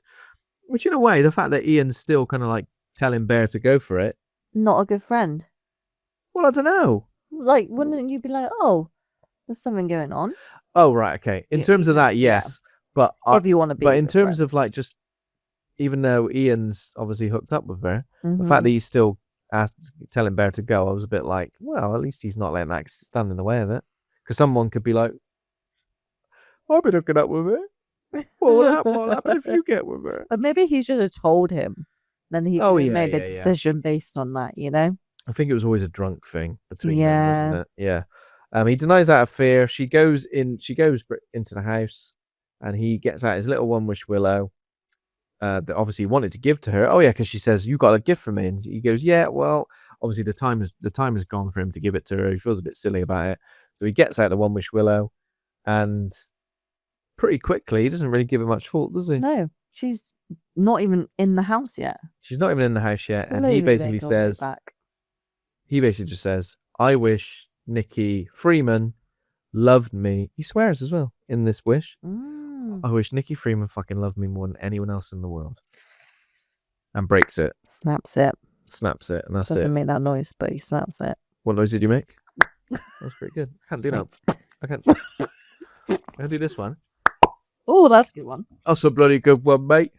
So yeah, he breaks the One Wish Willow. Bloody hell, he's crazy, isn't he? And Nikki reappears, comes back to the car. And well, before that, she's just on her porch. Oh yeah, just standing, frozen in time. And I think this is the first instance of like, yeah. Something weird's happening. And I don't know, they have weird. The first interaction is kind of weird. It's not like creepy on her part. It feels like she's just a bit confused. Yeah, it's like the wish is kind of settling in. Yeah, and she's almost in character, but not quite herself. And then you kind of add in that she's been drinking, so you're like, is she a bit drunk? I found that a little bit unsettling. Yeah. If it was like she doesn't know what she's doing. Yeah. I guess because when people are like drinking or consume, like obviously they mentioned MDMA and they mentioned that or Molly, and they mentioned that she had used that in the past. Yeah. So now that's almost like is she on? I think she's on Molly again or whatever. Mm-hmm. So there's definitely something weird happening where she's a bit like either confused as to where she is or confused as to who Bear is, or maybe confused about something. They have a few weird interactions. Bear's almost like, all right, I'm going to go. But then Nikki's like, can I come with you? Can I sleep at your house? Yeah. And but Bear isn't like, yes, jackpot. Bear's like, well, wait, I've just driven you home. Just driven you home, yeah. And then randomly out of nowhere, she says, I can't go indoors because my dad is dying of cancer. Initially, I thought he was in the house. Yep. And she was mentioning it. But we later find out that her and her dad are like not in a good relationship. They're estranged. Yep. And he doesn't even have cancer, right? Yeah, he doesn't even have cancer. It's just a weird. I don't know. I wasn't sure why that was a thing. Like, why would she make up a lie like that? Yeah, it's a bit of a weird one. The wish has already taken place. Like, that's true. Uncharacteristic, but also like maybe just to try and convince Bear to allow her to come back to there in a way. I don't know. Manipulation of some sort. Manipulation, yeah. So they go back to his house, have a look around. Obviously, I think does he mention the cat? I don't think he does. Yeah. Mention what happened with the cat. Yeah. Have a little look around the house. Mentions it was his grandmother's house. He like puts her to bed in his bed, but then she's like, "No, come and sleep with me." He turns away as she like gets undressed. And yeah, this is when it gets a bit weird because gets in bed. It was awkward to watch. It was awkward to watch because like she's like leaning in like she wants to kiss him, and he's like leaning away because obviously he's like, what the hell's going on? Is this related to the One Wish Willow? Is this just a coincidence? Like what's happening? And then she does a thing where she like kisses him and then like starts to scream. Yeah, that scream was horrific. Like she's having like an out-of-body experience, like she's in there somewhere, but like something else is piloting her body. And again, I don't think so. There's something Bear says later, and we'll get to that. I don't think she's like scared of being in a romantic relationship with Bear or like kissing Bear or anything like that. She's obviously just terrified about what's happening and can't control what's happening. So if she was kissing anybody, in that sense, if she couldn't control herself, but she was like in there somewhere, it would be super freaky Nikki. Yeah. Super freaky Nikki. Freaky Nikki. Freaky Nikki. She hates that. Oh yeah, he says it. We didn't even mention that. Oh yeah. As she was walking away to the house, again, he didn't do it right, did he? No. Because he could be right. Call her Freaky Nikki. Okay, I will. But he should have done it if there was a jokey scenario, like a bantery way, and she'd said something maybe a bit freaky, he'd go, all right, Freaky Nikki, Jesus. And then maybe she would have laughed at that. But the fact is, he literally just goes, see you later then, Freaky Nikki. It's just so bad. It's really bad. It's so awkward. Like, what? She's like, I don't like that. And he's like, just having a bit of bants. It's like, like if you told someone, right, this person coming over now, we call them that. We call them this, but don't say it because I hate it. They don't come over. Yeah. And then there's always one person who will say it, and you'll go, what are you doing? They just want to watch the world burn. Yep. They're like Heath Ledger's Joker. So yeah, the moment when she screams and pushes him away is obviously the first instance of this ain't quite right. Don't think this is going to be good for you, Bear. Because yeah, I mean, you can wish it, but I'm going to go back to Aladdin. You have to. Do you remember when Jafar like wants Jasmine to like? You basically got her as like a slave. If you remember, he's got her chained up.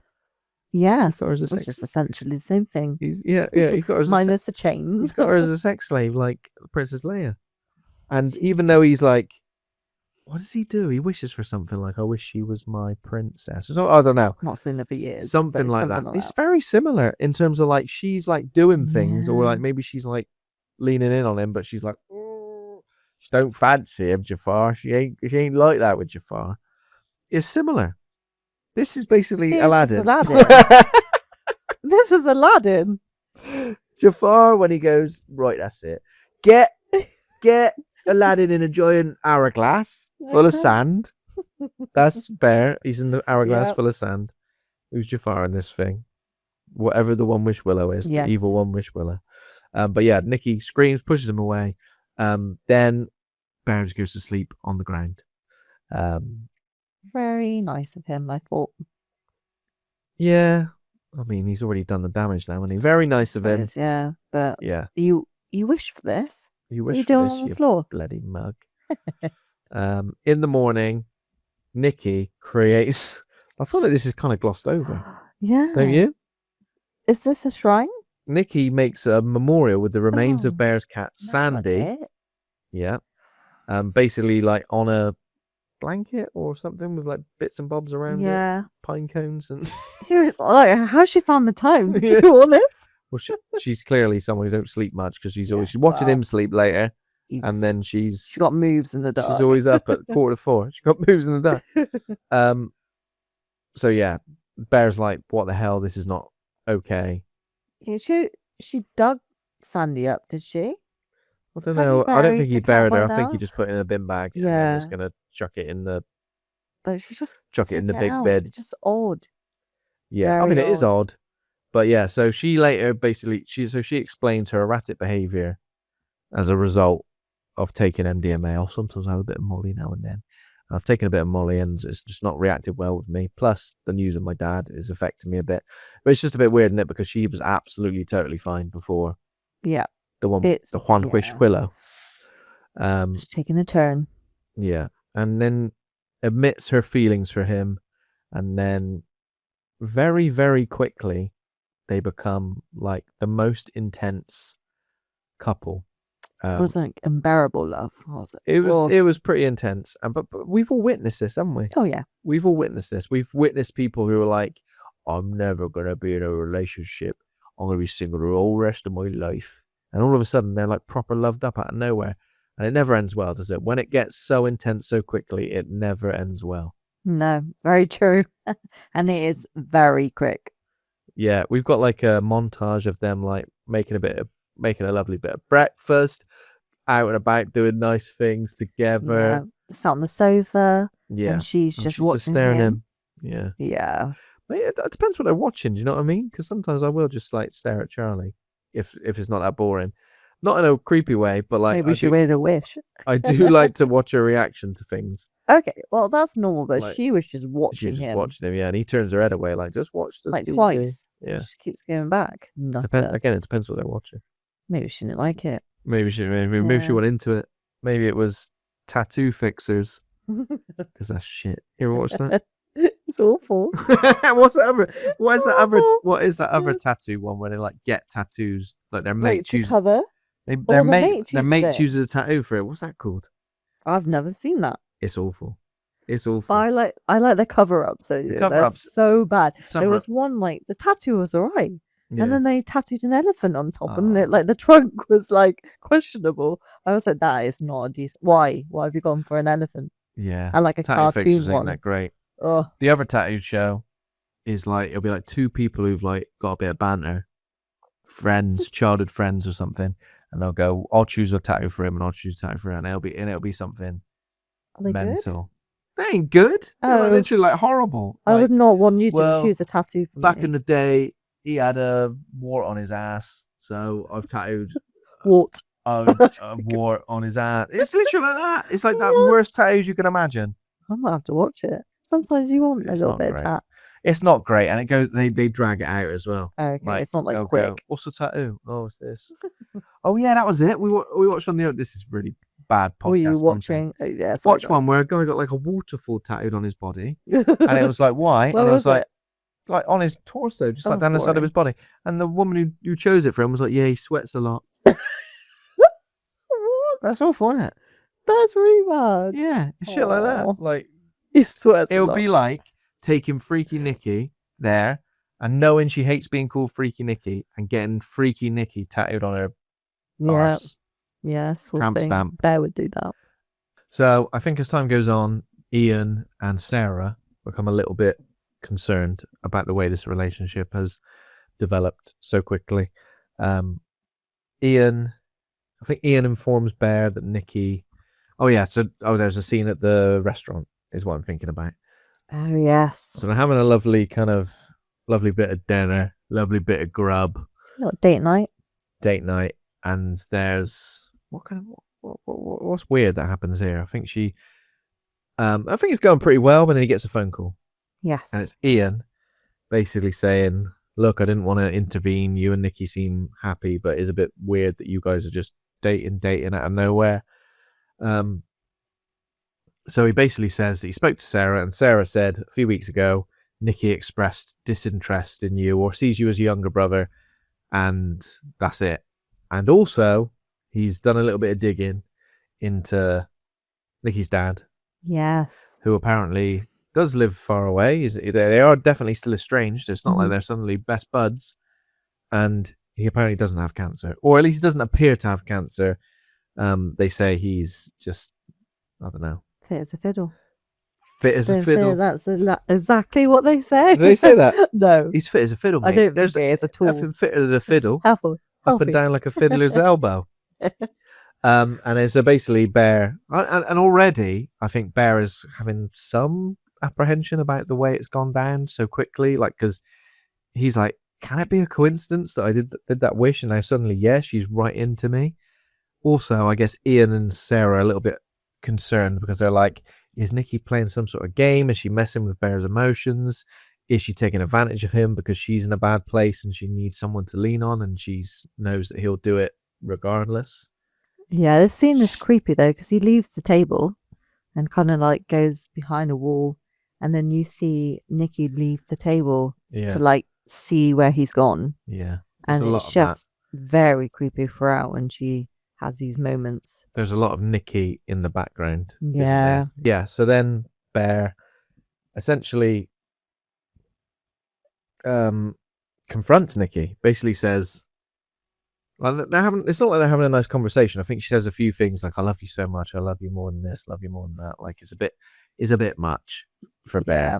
It's a bit much for any relationship. Anyone, isn't it? especially so soon on. But it's a bit much for Bear. And he says, just says out of nowhere, because obviously he's doubting it a bit as well.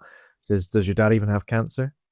And then she doesn't say no, but like pretty much says, why are you ruining the night by asking that? But she like stands up and like says, no. Oh, I love it. And he's like, you're making a bloody scene. We're in Frankie and Benny's here. Yeah. Trying to have a nice romantic date. Trying to have a nice calzone. She's just creeping out. She's freaking out. Is this where he says to her, do you love me more than anything in the world? Is this the scene? Yeah. He says it there. He's trying to get her to confirm that, but basically she loves me as much as I asked the wish. Yeah. Trying to work out if this is a spell. If this is linked. Yeah. If this is some sort of spell, yeah. Which is interesting. I just realised that the snapping of twigs is similar to weapons, isn't it? Yes. Don't trust a twig.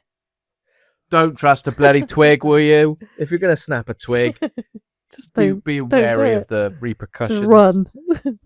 Yeah. And then that night, I think, is when they go to sleep. She's obviously very, very intense and snuggling into him.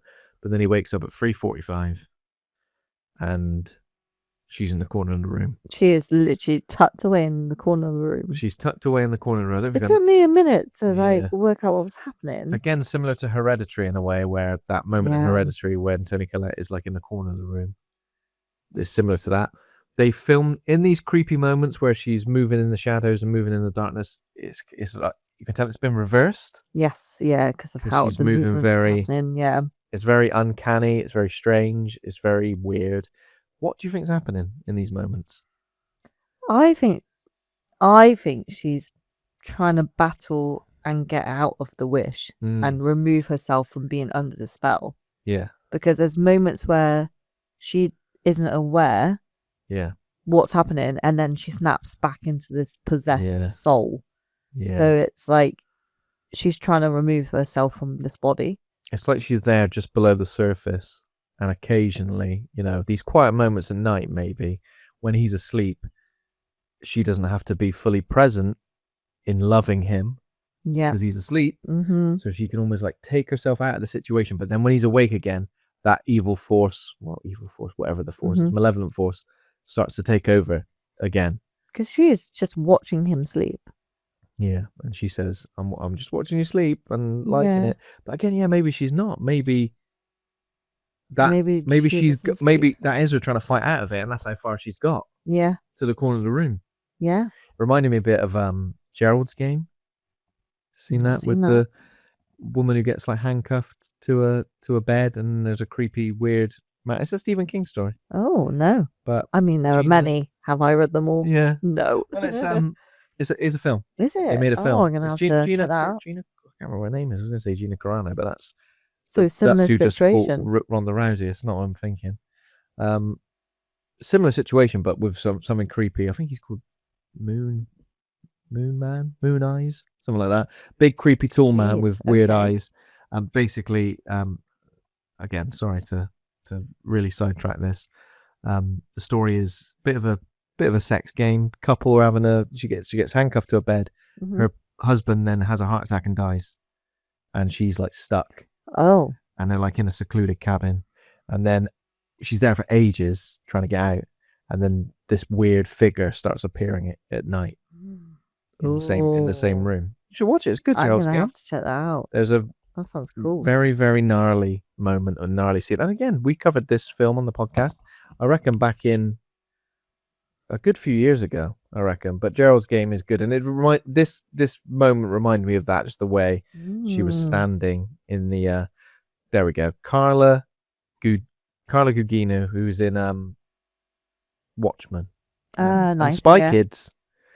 And Spy Kids. But yes, I think it's a short story. But yeah, there's a creepy. No, thank you. Creepy moon man. I can't remember what his name is. Moonman. Moonlight Man. There we go. The Moonlight Man. So he's played by the tall guy from Twin Peaks. He is a terrifying situation. Yeah, big scary eyes, but like stands in the dark. Yeah. Yeah. Anyway, it reminded me of that. And yeah, she moves like creepily towards him, and he's like, come back to bed, and she's like, what does she say? She doesn't say like, I'm not tired, but she's very much like, no. Go back to sleep. Yeah, she wants him to go to sleep so she can just watch in the dark. Yeah. So obviously she watches him sleep, and that's when she accuses him after this moment, you don't love me as much as I love you. Pretty much. And again, like, this is toxic relationship stuff. This is like toxic relationship 101, isn't it? Like, there's going to be tons of this sort of stuff, and people are going to get themselves into different situations like this with partners of, She is, yeah. Where after the honeymoon period, it seems very lovely, doesn't it? And then, but then again, this is a completely different story because Bear has brought this upon himself. The next morning, he gets up. She's already up. Oh, yeah. I can't remember. Do they go, do you want to drink? Oh, he's like, I got to go to work. And she's like, oh, you have to? I'm going to miss you. And then she made a pat lunch for him. She made him a pat lunch. A cute little post-it. Cute little pat lunch. What pat lunch box was it? He-Man. Yeah. Was it?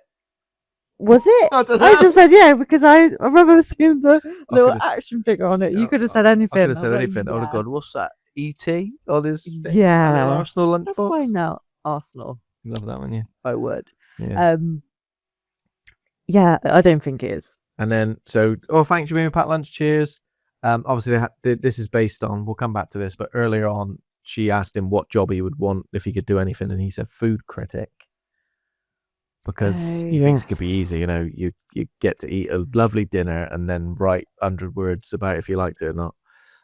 So she put some post-it notes in this lunchbox, which are like my little food critic. Mm-hmm. But yeah, then when he turns around and the front door. Oh my god, the duct tape has been completely duct-taped. Sealed. That's like at least 10 rolls of duct tape. I'm not being funny, but if I was trying to leave my house and that had happened, there's no way I would return. The thing is, I think he knows something is drastically wrong. I mean, if that doesn't tell you. But he feels a sort of an obligation, I think, to be there with her and to help her. I don't know. I don't even know. I mean, he tries to get out the door for quite some time. He tries to pull the door open, and I was not expecting that when he's looking at. Well, I just assumed it was a cat hanging somewhere or something to do with Sandy again. Yeah, and I was just like, I thought it might have been that. Yeah, it would have been cat. Yeah, it reminds me. There's a I think it's a Key and Peele sketch where one of them leaves a coffee shop and opens the door the wrong way, but commits to open it the wrong way because he doesn't want to seem like an idiot. So he's pulling it really hard and breaking the hinges and stuff. And he's going, "Yeah, I've got it." It's very similar to that. He was tugging. He was tugging on it. And then she stands up, stands right by the door, and says, "Okay, bye, see you later," and smiles. That smile. That goddamn smile. That is creepy. Little cheeks right up into her eyes. At that point, she closes the door. Yeah. I was like, is she gonna stay there? I knew it. I knew she was going to. A little puppy at home waiting for you to come home. I thought we were going to get a smash cut where it went from being daylight to nighttime. Yeah. That's what I thought we would get. But I guess we would have lost everything that he needed to be doing at the music shop. Yeah. But basically, she keeps smiling even after he shut the door for an uncomfortable amount of time, similar to the way Pearl does at the end of the credits of Pearl. And then she pees herself. She pees herself, poos herself. It's a lot going on. Bombs herself? I think she's also sick, yeah, because her face is covered in sick. Again, it feels like those are the bodily functions of the actual Nikki. Yeah. Stuck in there. Because obviously, I guess that Nikki hasn't been able to do those things because while Bear is around, she's completely in that mode of obsession and completely absorbed by him that she can't do anything else. So then the real Nikki in there needs to do these things, and it's only when he's not present. That she's able to do those things. And she can't even actually go to the toilet. She has to do it while standing there because malevolent Nikki, obsessed Nikki, can't go away from the door. I was just like, Jesus Christ, they better get the same shift next time. Because my God. Bear. So it's Nikki's day off. Yeah. So that's why she's like, yeah, I can come in. I could come in if you want. And he's like, no. I think he just wants some time away from her. And again, this is very relevant to toxic relationships. Mm-hmm. Either way, I'm not saying it just strictly one way, that is reciprocal. We've seen it. We've witnessed it. Not as bad as this. No, this is pretty bad. This is pretty bad. Here is where we start to explore Bear and Sarah's relationship a bit. Clearly very close. He's a support. He's very supporting towards her. She's obviously received a lot of letters from school she hasn't got into. She's very upset. She's got one left. And this is when she kind of makes fun of him for the note in his lunchbox, which says, "My little food critic." Yes. Which he hadn't quite seen it. He didn't notice this, right? He didn't notice the other side of it. The other side, yeah. So he's taking a couple of big bites out of a sandwich, and then she says something like, "Your lunch smells weird." Yes. And again, I don't feel like I could just bite into a sandwich without looking what was in it. If someone else had made it for me, I'd have to look. I'd go, "What's in here then?" How does she know what I like? Unusual meat. Unusual meat, very furry. And that is when she goes, "My little food critic," making fun of him, turns the note over and says, "What do you think of cat?" Is that right? Yes. What do you make of cat or something like that? How's a cat? What do you think of cat? And that is when he starts to realize what the hell must be going down, which is she's, for some reason, I don't know why? Why? Because he loved Sandy, maybe? Maybe. Love Sandy. I think she's just trying to make him happy. She's made him lunch. She's like, "Oh, you loved your cat." It is very odd. It's beyond odd. And then he says, "Inside joke." It's like, no, like what would you tell your and he friend? vomits as well. He vomits straight into the bin. Chunders it right up. he calls One Wish Willow's customer support. Yes, and on the back there's a little cat. Oh, The was top there? right, yeah. I didn't even notice there's that. cats in quite a few scenes. I think there's a cat clock somewhere. There is a cat clock at the start. Yeah, the like big-eyed cat. Yeah, that one. And like top right, just above, I think the warning. There's a little cat symbol. So he rings One Wish Willow's customer support. It's like the most uninterested, nonchalant guy. Just some random person. What? What's that? Want to alter? But it's creepy, isn't it? Like, this is creepy because it was a bit silly, like the character, but then it did get super creepy. The voice basically says, "You can't." No, so he wants to cancel a wish. He's like, "You want to cancel a wish?" And then he says, "Yeah, no." Oh, why did you make it sound like I could cancel a wish? Can I alter a wish? Well, we don't really do that either. We're not much help. And then he kind of says, "The wish will only expire when you die. Oh, it'll last as long as you live." And then Bear says, "Is it even real? Like the love?" Yes. Well, you you just because you chose this for her doesn't make it any less real, is what he says. Yeah, it's the worst helpline ever. Worst helpline ever. And then he says, "Do you want to listen? Do you want to talk to her?" Oh yeah, and then you just hear her screaming. Absolutely losing her mind.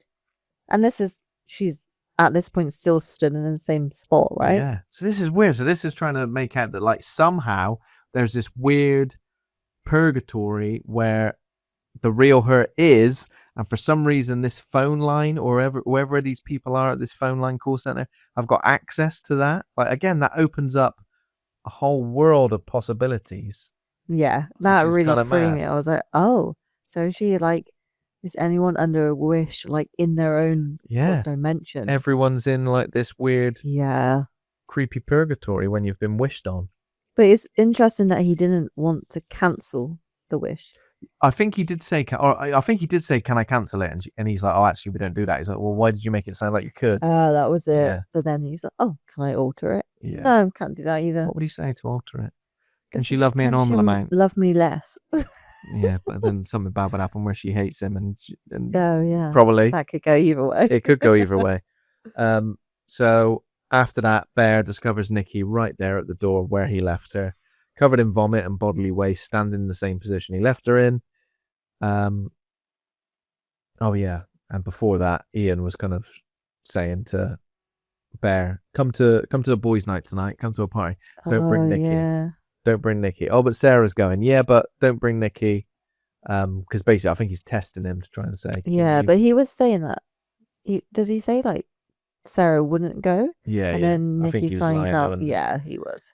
I think he was lying. Yeah. So again, in terms of, he's clearly very scared of her and scared of her reactions at this point, isn't he? And again, this is something that people in abusive relationships like go through.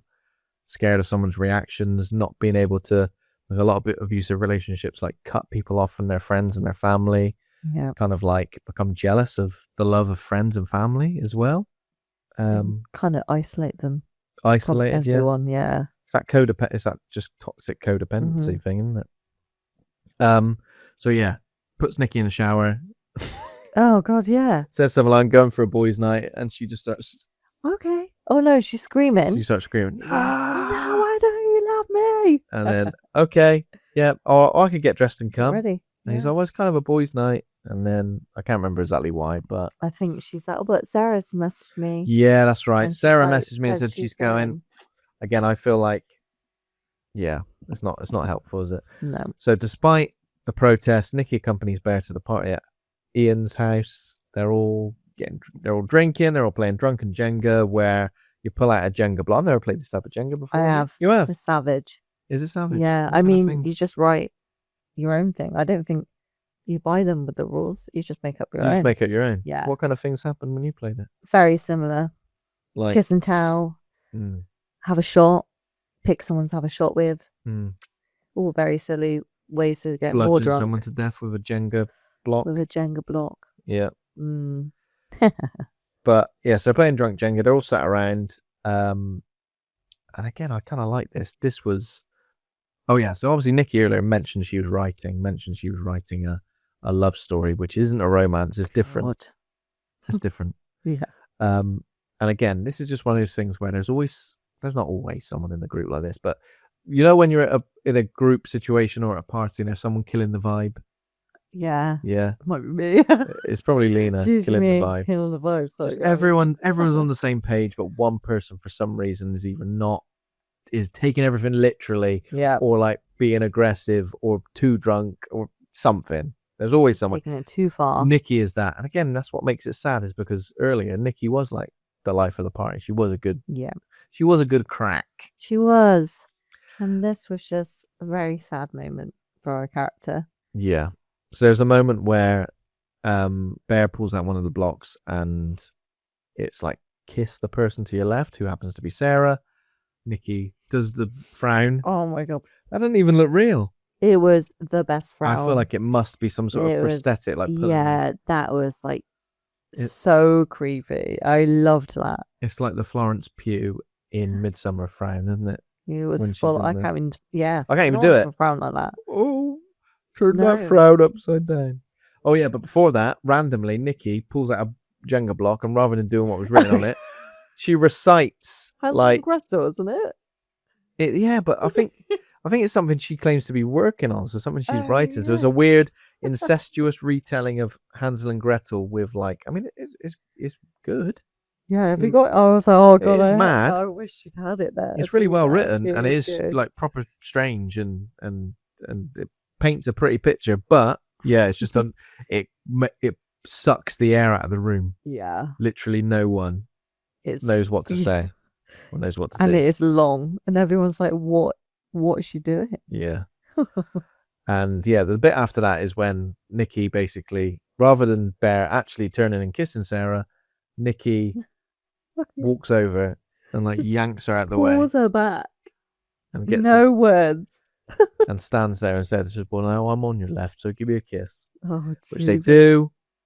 And that is when Nikki starts the outburst again, the screaming outburst, as if she's had that sudden moment where she's aware of her surroundings and aware of herself.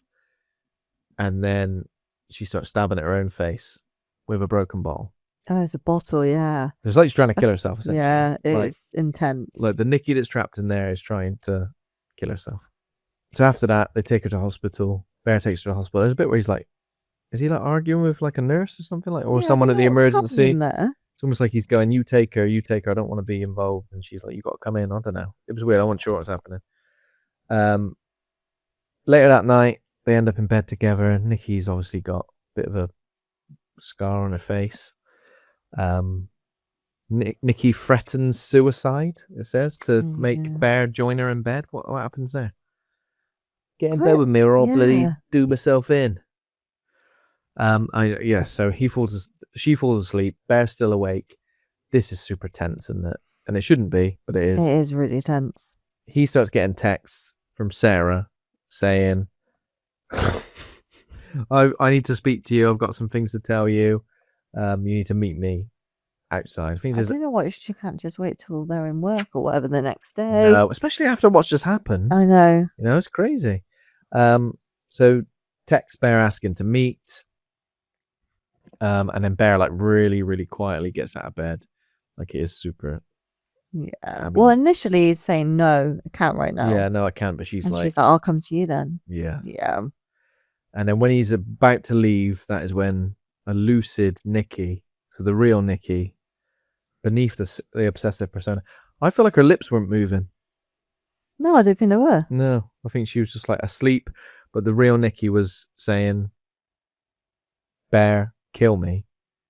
She's asleep, as in obsessive Nikki's asleep. Kill me. And Bear's like, I think Bear's initially like, what? But then this is when the mask slips, isn't it? This is the moment the mask slips. Moment. He says, what? Is it really that terrible being with me? Yeah. And that is when we realize, okay. So he's almost like angry or upset or disappointed in the fact that the real Nikki is in agony, in pain, in fear. While being with him. But it's not as simple as that, is it? It's not like, that's not the reason. It's not like, oh, I'm in a relationship with you, I'm in agony, kill me, I'd rather die than be with you. She's just trapped and doesn't know what's going on. She's trapped, yeah. It reminds me a bit of that. Do you remember that Black Mirror episode of it? Was it the White Christmas one? Well, there was a Christmas one where John Hamm's character had like made this weird little like weird little persona, almost like Alexa, but like it was a real person in the Alexa. Like it wasn't actually a person, but like it had all of the brain functions and the persona of a person. Yeah. And then in order to break it, he like made like 8 months, or sorry, let's say like a year go by while it was alone in this white room. Do you remember? Yes. Jesus. It's very similar. So like, and then by the time that year goes by, he goes, right, now are you ready to work? And it's like, oh my God, thank you so much. Please, I'll do anything. So it's almost like that weird kind of like purgatory where you're just completely trapped and you're experiencing all of your emotions, all of your feelings, all of your fears, but you literally can't get out. Like, we don't know what it looks like. I'm glad we don't really get to see what it looks like, because it could just be like a black hole or something. Very dark and sinister. Very sinister. So obviously she pleads with Bear to kill her before her obsessive side wakes up, and Bear refuses, offended that she would rather die than remain in a relationship with her. I mean, he's got it all wrong. He's learned nothing, essentially. He's not. From this process. And it's not even got as bad as it will. And he's learned warming up. And he's learned nothing. We're just warming up. I mean, it gets pretty warm pretty quickly. So he goes to meet Sarah in the car, and that is where Sarah has got a couple of things to tell him. One of which is that Ian and Nikki were in a casual sexual relationship for years. Yep. They've been hooking up before hinting at her own attraction to Bear. See, this is how you do it. Sarah knows. Just tell you. Speak up. Yeah. She says something like, I always thought you should be with someone more chill. More chill, that's right. Someone like you, yeah. Which is true. Yeah, so true. And then she says, and also, I've got a letter. It's the final letter from the final school I've applied for. I thought we could open it together. It's really sweet. It's really sweet, but it is a relationship thing to do, isn't it? It is. I think it's sad because I think she's like, what could have been between us, based on, like, you've just gone off with Nikki, and I don't think it's sincere. I don't really like it. I think she's taking advantage of you. That's the thing. Like, Bear's, even from another woman in his life, he's still being seen as a victim. Yeah. When he's like, Nikki's the victim. It's very interesting. And she's trying to like reach out and save him in a way, but yeah. So, but we knew something bad was going to happen, didn't we? Oh yes, yeah. That is a scene everyone in the cinema has just lost it. I'll let you describe it. It was savage. So like absolutely savage. So I think by this point Sarah's passed the letter over to Bear, and he's holding it like, okay, should we open it? And then there's just a brief pause where they're just about to maybe open this letter, and then all of a sudden Nikki appears with a brick. Is it a brick? It is a brick, isn't it? Yeah. Does she put her head through the window first, or is it the brick? I think it's a brick. Yeah. And then absolutely annihilates and batters her face. Poor Sarah's face. Yeah. On the steering wheel with the brick. And it goes on. Yeah. On and on. And it is like, gory. And so like it's she's got one eye just hanging. It's like something out of the Terrifier movies, like those. God, yeah, the extreme horror where you're like, I wasn't expecting that much. No. And Bear is obviously completely in shock. And it's just, I reckon she probably smashes her face into, there's a brick on the steering wheel, smashes her face into it a good 20, 25 times. I feel like it was never ending.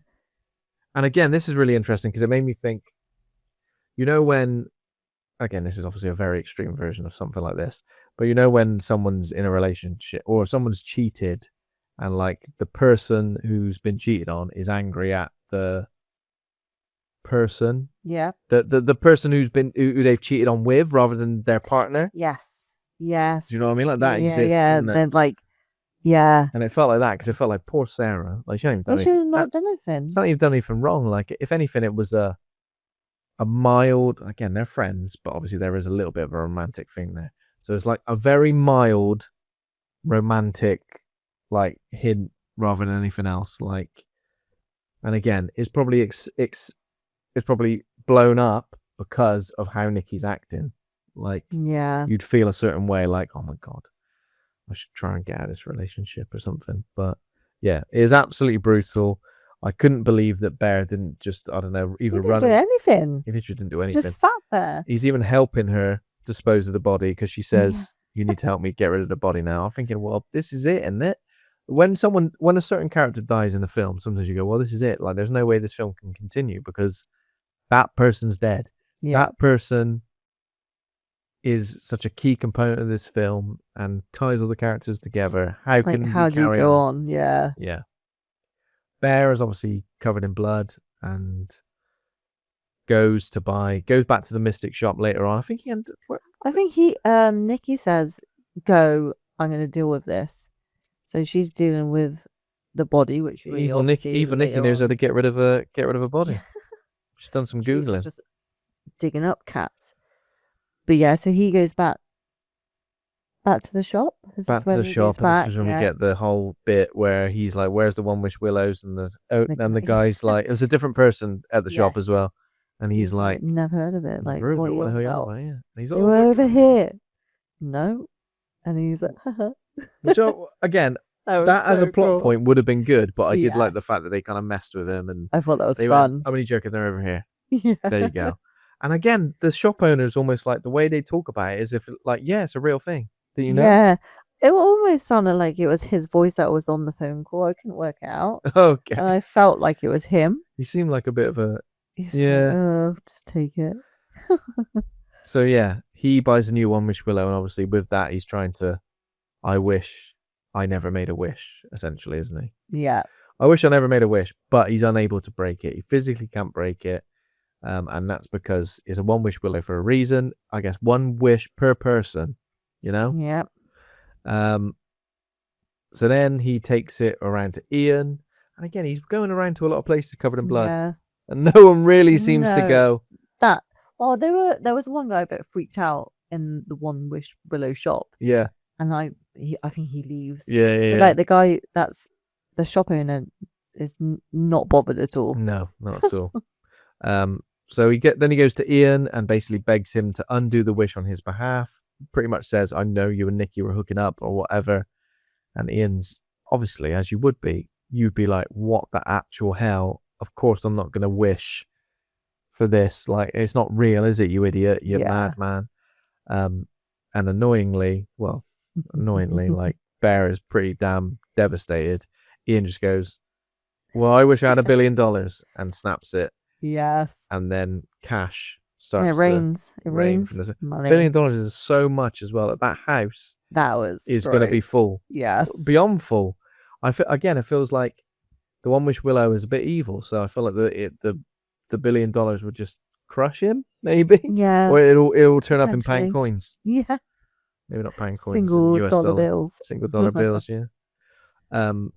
Bear leaves, obviously. He's like, you idiot. He returns home with another One Wish Willow.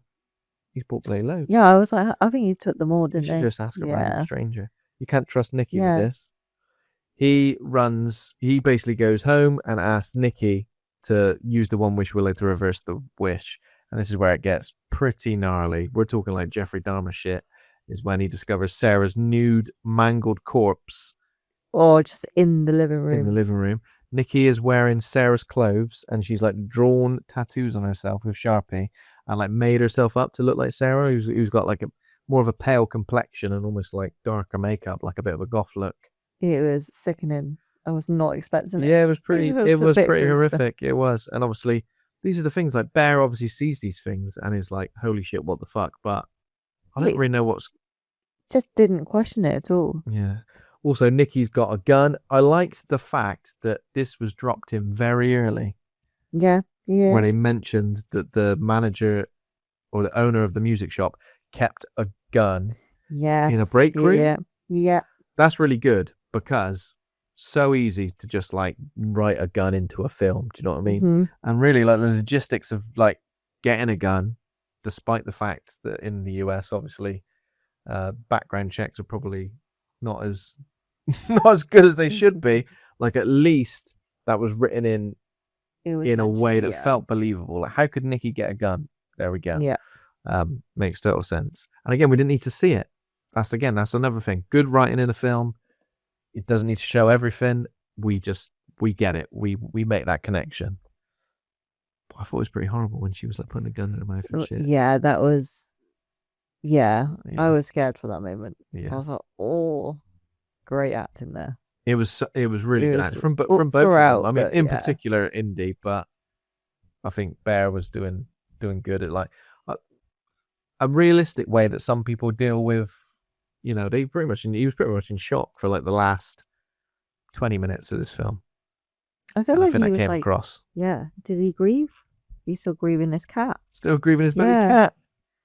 He's ate him. Well, he's still grieving his cat, but essentially he's lost Nikki. He did lose Nikki. Like, since the moment he broke that thing, Nikki has basically been gone. Yeah.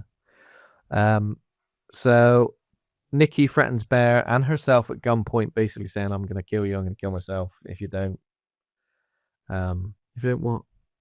Tell me you love me." Something like that. Why don't you love me? Why don't you love me? There's that bit where she's screaming and all blood is like going all over his face. That was a bit from the trailer. How did you feel about when Ian arrived?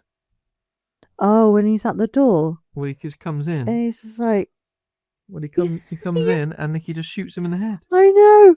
I was not expecting that. Literally, like... Yeah, because he like... That was so good. Outside and he's like, oh, I've got like all this money. I've got $1 billion. And then walks in, boom. Bang. Immediately shoots him dead. Straight in the forehead. Mm. Oh. Bear locks himself. So sad. Bear manages to get the gun off her, locks himself in the bathroom, and keeps trying to shoot himself because obviously he wants to kill himself. And end the curse, end the wish. He's trying to work out like the best way, isn't he? Like trying to find do it in the heart. Best spot for his heart. Do it in the head. Yeah, in the mouth. Trying to work out with the bullet trajectory would go straight into his brain. But he can't do it. No. He cannot do it.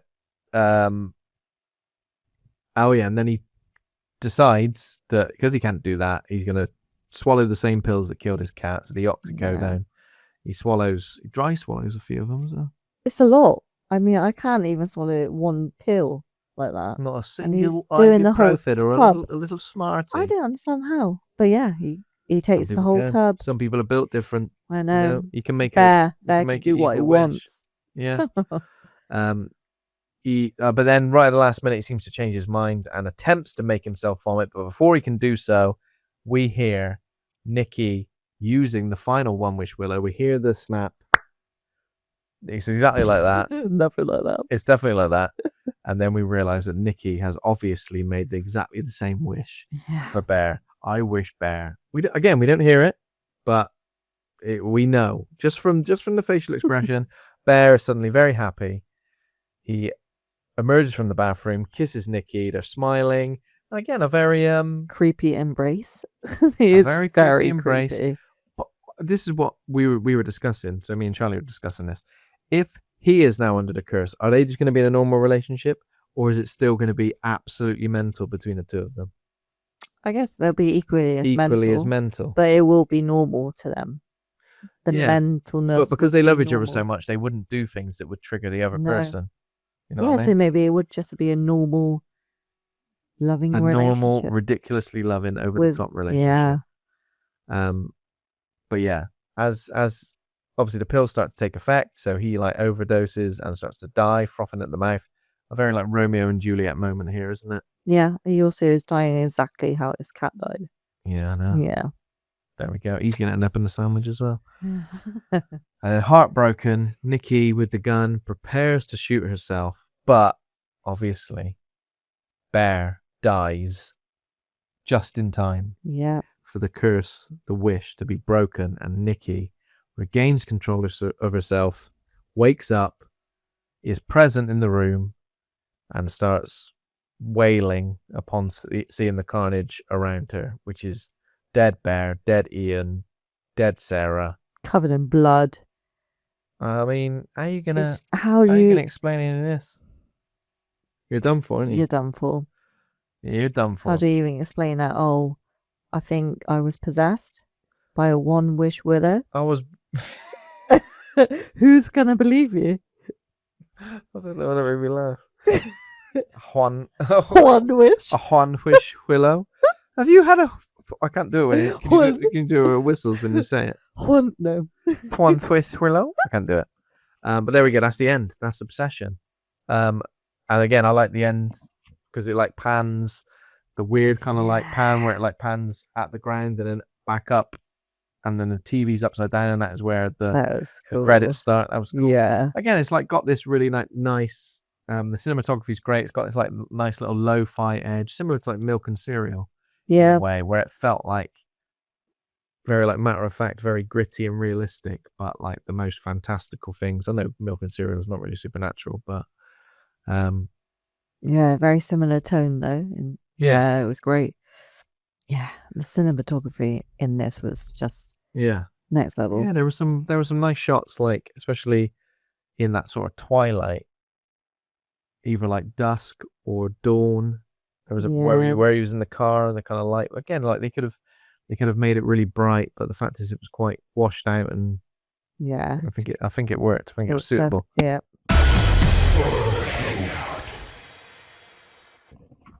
There we go. That was Curry Barker's Obsession. And now we need to rate the movie. We need to rate it. Rate good or rate bad. Pluses or minuses allowed. A to F. How would you like to rate Obsession? Leena. I know it's going to be high. And I didn't know it was going to be high. You feel like after discussing it more, you've got more of appreciation for it? Yeah, I think so. Yeah. I already liked it. Yeah. Oh, I think I'm going to have to give it a B. Is that high? Yeah. I feel like I'm going to go higher than that. Really? I thought you were going to go higher than that. Well, I mean, I don't want to go too high because... Again, your rating might be different to mine, but like a B for me is like a 7 out of 10. Would you give it more than that? I would. Yeah. What's a B plus? Well, I guess if I'm saying this is like the best horror film I've seen this year, this should be an A. Yeah. All right, guys. I feel like I don't want you to feel like I've told you what to do. No. Well, I just thought an A would be very generous. Yeah. But it needs that because I would see this over and over. Yeah. We're gonna go for an A. I think it's Sorry, I feel like I don't want you to feel like I've just gone what? B? How dare you? Do an A like we agreed. Do an A like we agreed. I'm gonna go for A minus. So I really liked it. I like the performances. I like, as I said, cinematography. It does have this like real nasty edge to it.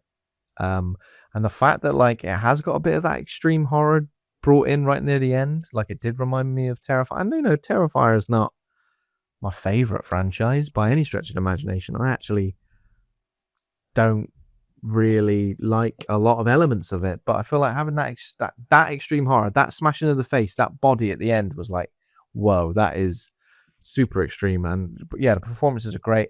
It brings a lot to the forefront without telling you. It really conjures all these ideas of like a world beyond the parallel universe, purgatory, all this stuff, simply from going, oh, I wish for this. It's just those little touches, all those little flourishes throughout, which I think are so well done. And it's got a real like modern horror feel as well. A modern horror and an indie horror feel. Yeah. I know we said about the budget was obviously a lot less. Yeah. Well, a lot for any film, but a lot less than like the mainstream horror films. And the fact that, that people are going to be talking about this for a long time. And when people are doing their end of year lists, this is going to be right up there. The reason I'm only going for A minus is because sometimes you have an idea of a film in your head before you watch it. Yeah. And then it's nothing like how you expected it to be. I had that. Not in a negative way, just it didn't quite align with my expectations in some way. I find it hard to verbalize that. I know that might be shit. Yeah. But yeah, in some way, it just didn't quite align. I don't know if it was missing. I don't know. But then again, I could easily, if I watch it again, I might have more appreciation for it. I think it's far more nuanced than Okay. I think it's far more nuanced than I expected. And in a way, like, I'll probably respect it more for that. So it'll probably just settle with me for a while, and then I'll start to appreciate it more. So yeah. A and A minus. So there we go. That was Obsession. That was fun, wasn't it? It was. Nice deep dive into that. I feel like I don't even know how long we've been speaking about that for. Yeah. Could be hours. Who knows? Do you feel like you've been trapped in purgatory talking about this film with me? No, I could talk about this for days. Could you? Yeah. For days. Probably has been days. Sorry, guys. It has been days, yeah. This is a long one. Time flies when you're having fun. So that's Obsession. Leena, where can our listeners keep up to speed with you online? Anything you're working on? Anything? If there's another book, if there's a sequel to Life's a Gamble, if another scary podcast comes out, I would love. If you end up on Tattoo Fixers. You see me on there with a little elephant. A little elephant tattoo. A little elephant tattoo. It's all right. Instagram is probably the best place. At Leena_Takooree. I'm not going to spell that. Ben will pop it up on screen. I'll pop it up. Easy for you to say. I'll pop it up on screen. Imagine you had your full name as your Instagram handle. Can you tell everyone? Can you tell everyone what your full name is? Don't mean to dox you, but you ready? Madalena, Gabriella, Gita, Dominique, Setesa, Picten, Takooree. Wow. Yes, it's a mouthful. It is a mouthful. Doesn't fit on my passport. Is it not? Just letters. Is it? Yeah. You're just letters. 3 lines. Just letters. You're just like DMX. Yeah. Just like DMX. Anyway, thanks everybody for listening. It was nice to do an in-person podcast. First one in a while. Again, like to do more of these, but don't want to travel too far. So any Bristol-based co-host is always good, you know? Get fun. I'll get Andy down here every week, I reckon. Get him down on the it's just a short flight. On the train or the plane or the automobile. Thanks everybody for listening. If you enjoyed the show, become patron at patreon.com/horror hangout. We recently gave our Patreon a little bit of a refresh, a reboot, if you like, where now you can get early access and ad-free access to episodes 24 hours or sometimes more before they go live. Not just episodes, but interviews as well. So pretty much everything we put out is going to be on Patreon first. So go and do that. You can also just support the show in general on that website. So thank you so much for everyone who's pledged on there. Taj Easton, thank you for our theme music. Thanks to Acast and Rusty Quill for hosting the show. We're on Instagram, Threads, Facebook, TikTok, YouTube, or horrorhangout.co.uk for everything in one place. Next week, we're discussing a classic slasher mockumentary from a few years ago, Behind the Mask, The Rise of Leslie Vernon, with special returning guest, Sam Munster. Very nice. Sweet. I'm really, really sorry to tell you that I have duct taped the door shut so you ain't going anywhere. Good for when we can just sit and talk about it all night. Oh, bloody night, will you do? Yeah. Just don't piss yourself. Not again, anyway. Damn. Bye. Bye.